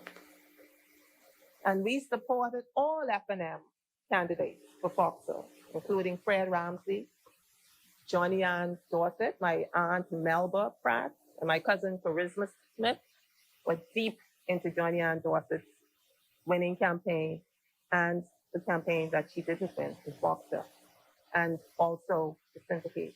We lined up behind the F&M.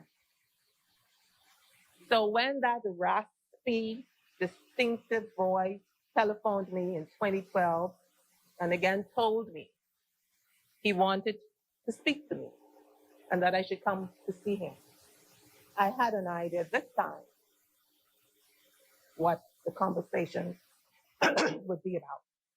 And I said yes. Well, we all know how that 2012 campaign ended. At the end of it, my older brother said to me, "What do you want to do?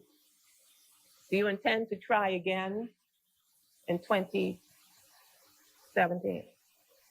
I said, "Oh, yeah, it wasn't that bad. Why not?"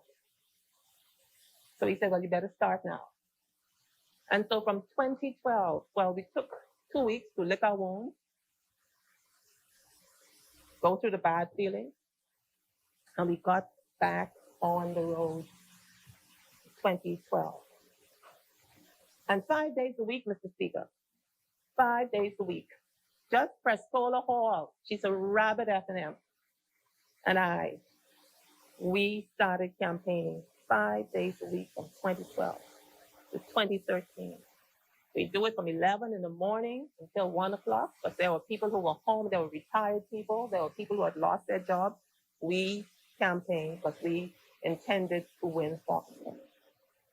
By 2014, we had built up a team of about 16, including people like Keith Capron, Anthea Jumaville, a guy we called Bishop,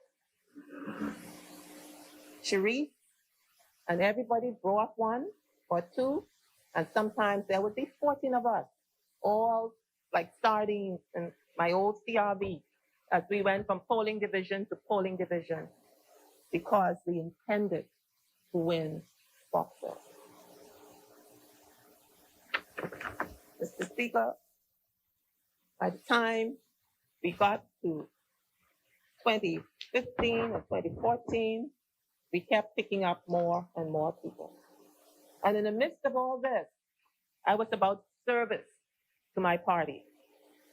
Right after the election, I took over the planning of the Free National Movement annual Christmas party, and we did put on a party. During that time, Mr. Speaker, I headed up the commemoration of the life and the legacy of the Cecil Wallace Whitfield. It was spectacular. It was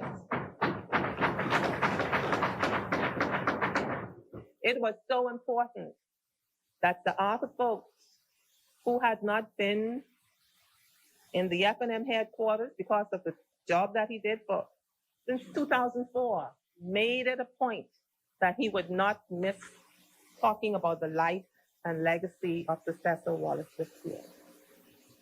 I kept working for my party, Mr. Speaker. And on the anniversary, it was the 25th anniversary of the death of the Cecil Wallace Whitfield, we had another commemoration at St. Matthew's Cathedral. Harvey Tynes came down from Grand Bahama. Boxer Minnis came down, but he was too shy. He couldn't speak at the end of the day, but he was there. And if you know Boxer, he really isn't shy, but he couldn't get his tongue that day. We did that. I worked for my party. In 2015, I believe our chairman at the time was the member for Marco City, and he wanted a conclave. So my brother and I organized that conclave, food, the location, the rooms, the papers, the pens. We did all of that. For we are God's handiwork, created in Christ Jesus to do good works, which God prepared in advance for us to do. I have done the work. Mr. Speaker, disappointments come our way, but disappointments don't define us. I expected that at some point I would have functioned at a different level in my party. That didn't happen. And Mr. Speaker, it's like when you're an athlete, you're prepared for everything. You can run 100 meters today and you don't win. That doesn't mean you leave running the 100 meters. You might long jump today, you may not win, but it doesn't mean that you give up. And you work with the same enthusiasm, you work with the same strength, and you work with the same diligence. Mr. Speaker, I was made the government whip for my party, and I can say that I have done that.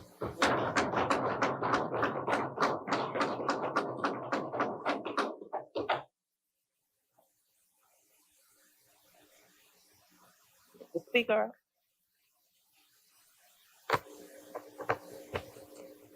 during the pandemic, as Southern Shores said, the government had to feed the country.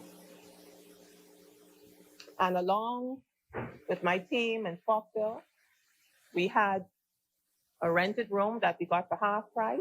We packed grocery bags. We delivered in the rain. We delivered at night. We fed the people. Mr. Speaker, before COVID-19, we donated tablets to a Catherine International Academy, which was a private school and still is, to Sandilands Primary, and to Doris Johnson, and to L.W. Young. We never stopped working.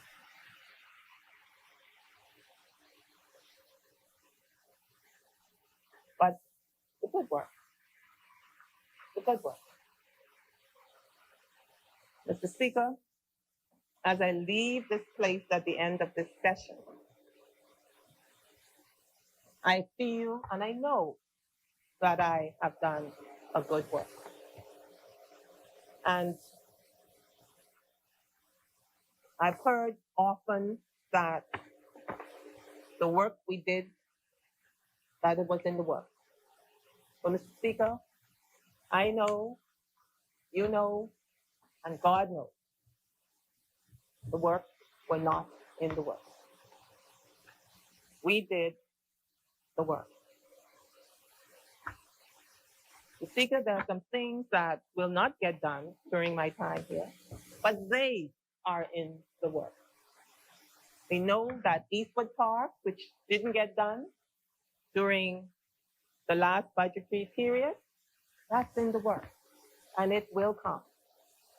The drains for the areas that we didn't get to, they are in the works, and they will be done. The lighting of the eternal flame on Freedom Park, because that's what it was meant to do, to be a beacon and an inspiration and an encouragement in the darkest time, didn't get done, but it will be done. It's in the works. We set out to honor Ms. Miriam Roca, who taught all of us. We didn't get it completed due to the pandemic, and most of the people on the committee were elderly and who had risk from COVID, and so it didn't get done. It's in the works. It will get done. So, Mr. Speaker, I only know how to be a champion. I don't know how to be a loser. I remember Denzel Washington says, fall down 8 times, get up every time. My brother will tell you that when I ran, I remember there was a girl at St. John's named Paula Bourne. And there was a girl at St. Augustine's named Laurel Lightburn. And if they beat me, it was crying from the time I left the sports center till I got home. And all it did was say, try harder. And so next time, in the championship time, when it counted. And I think I still have that record. The junior girls, 50 meters, because they don't run it anymore. And I lined up against Laura Lightburn. And I remember they call him Beach Ferguson, standing there watching. And Paula Bourne. And Pancho Raming gave me starting blocks. First girl to use starting blocks on Queen Elizabeth Sports Center. And the starter says, to your mark, set. And I was gone. And the record still stands. So, Mr. Speaker, I have a legacy. I have done the work. I will continue to do the work. For I know whom I have believed. And I'm persuaded that he is able to keep that which he's committed unto that day. So to the people of Foxville, the good people of Foxville, I say thank you. I say God bless you. And thank you for all of you who fed me and tried to get me up to another dress size. Thank you for got a bucket, the pink bucket, the 5-gallon pink bucket of mangoes yesterday. But I couldn't do it because I knew I needed to be in here today. The Dillies, Mr. Speaker, the people from Foxville opened their arms and hugged one of their own. So to Miss Julia Monroe, she is heartbroken, but that's life. Right? Always, when are you coming for your food? When are you coming to eat? To Miss Janet and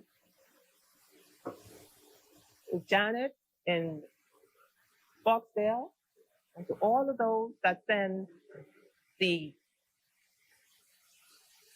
I think I must have the most devotion every morning. Every morning, devotion, devotion, devotion. So I'm covered, I'm prayed for, I am loved. And thank you to the people, my office staff who worked so hard. They worked so hard. They've done a good job. The campaigners, you've done an excellent job. To the school children who come from LW Young each day and they stop at my office to get water, because we kept a 5-gallon bottle of water there. So as they walk home, they got their water. God bless you. You will do great things.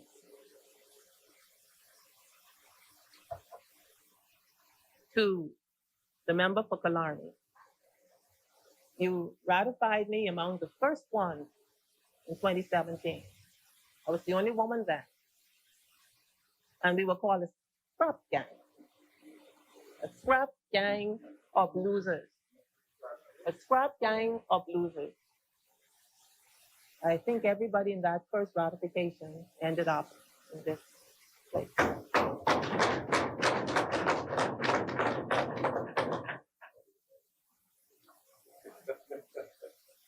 I would say that this place has an awesome responsibility. It shouldn't be business as usual. There needs to be big paradigm shift. You talk about thinking outside of the box, but we're sitting on the edge of the box. So we can do great things. One of the great things is the new House of Assembly. One of the great things is taking that whole defense force and moving it down to an hour. That's a paradigm shift. Setting up a desk to deal with heads of agreement so that we get what we are promised. Okay? I have submitted both of those items to the Economic Recovery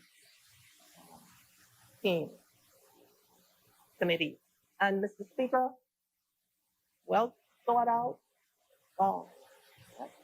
It doesn't have to happen in a day, but we're an archipelago.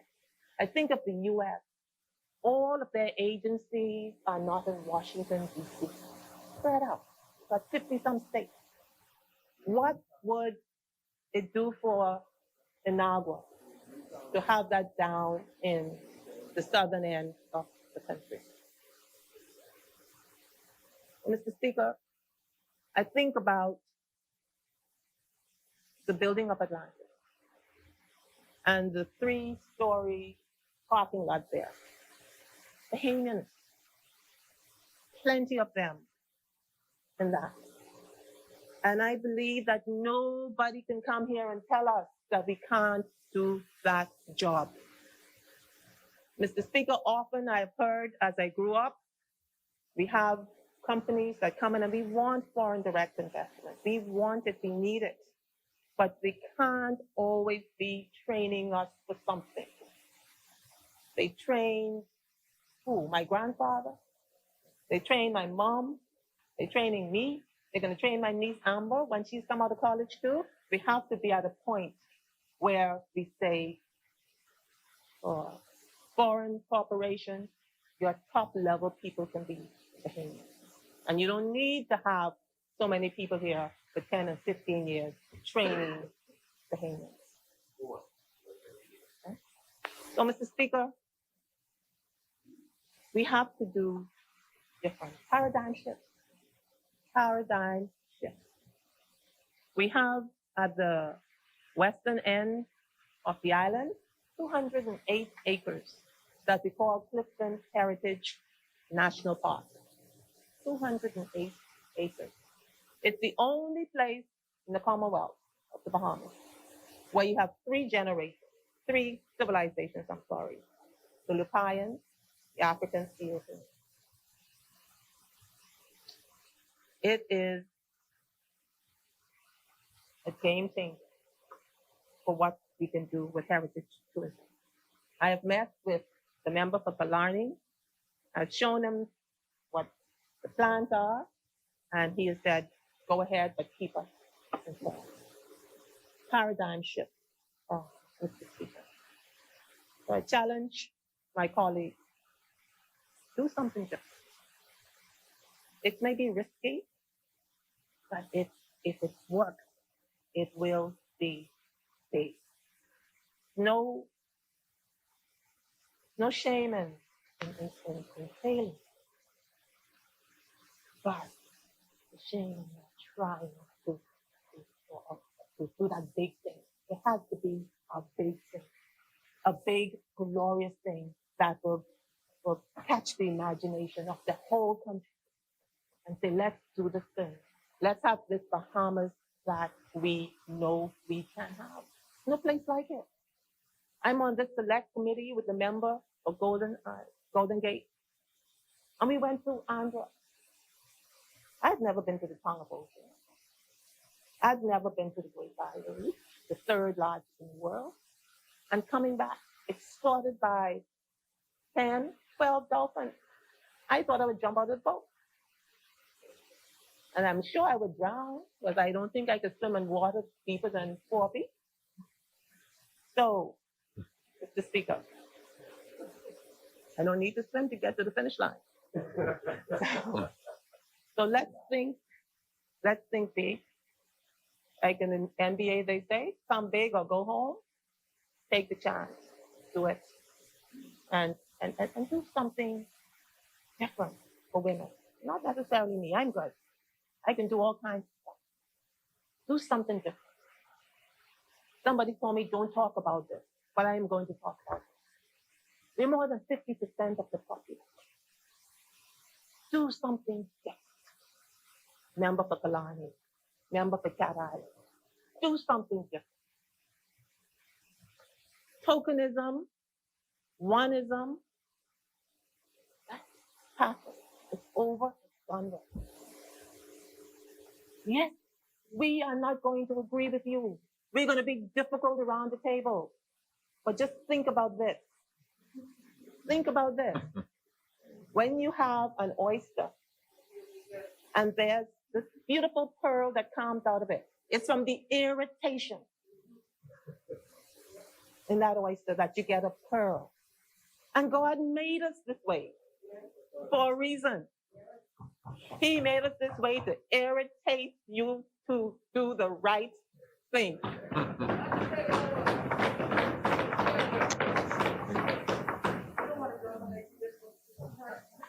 And so, Mr. Speaker, my brother said,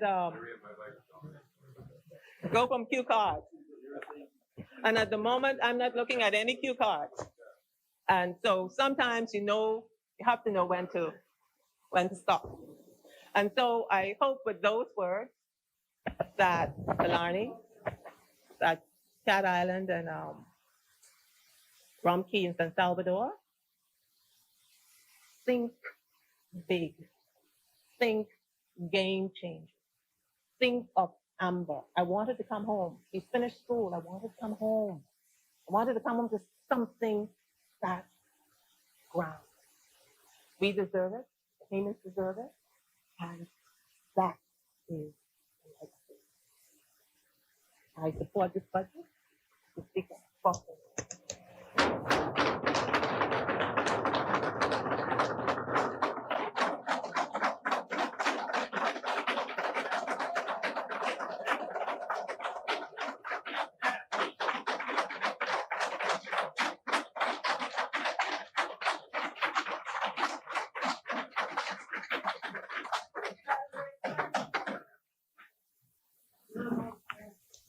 Thank you, Honorable Member. As many, Chair recognizes the Honorable Member for Bamboo Town. The Chair recognizes the Honorable Member for Southern Shores. Mr. Speaker, I move that the business of the House suspends for the luncheon break and at 3 p.m. Today's date, June 16th, 2020. Honorable members, it has been moved and seconded that the business of this House suspend until 3 p.m. this afternoon. As many members that are in favor remain seated, those who oppose will stand.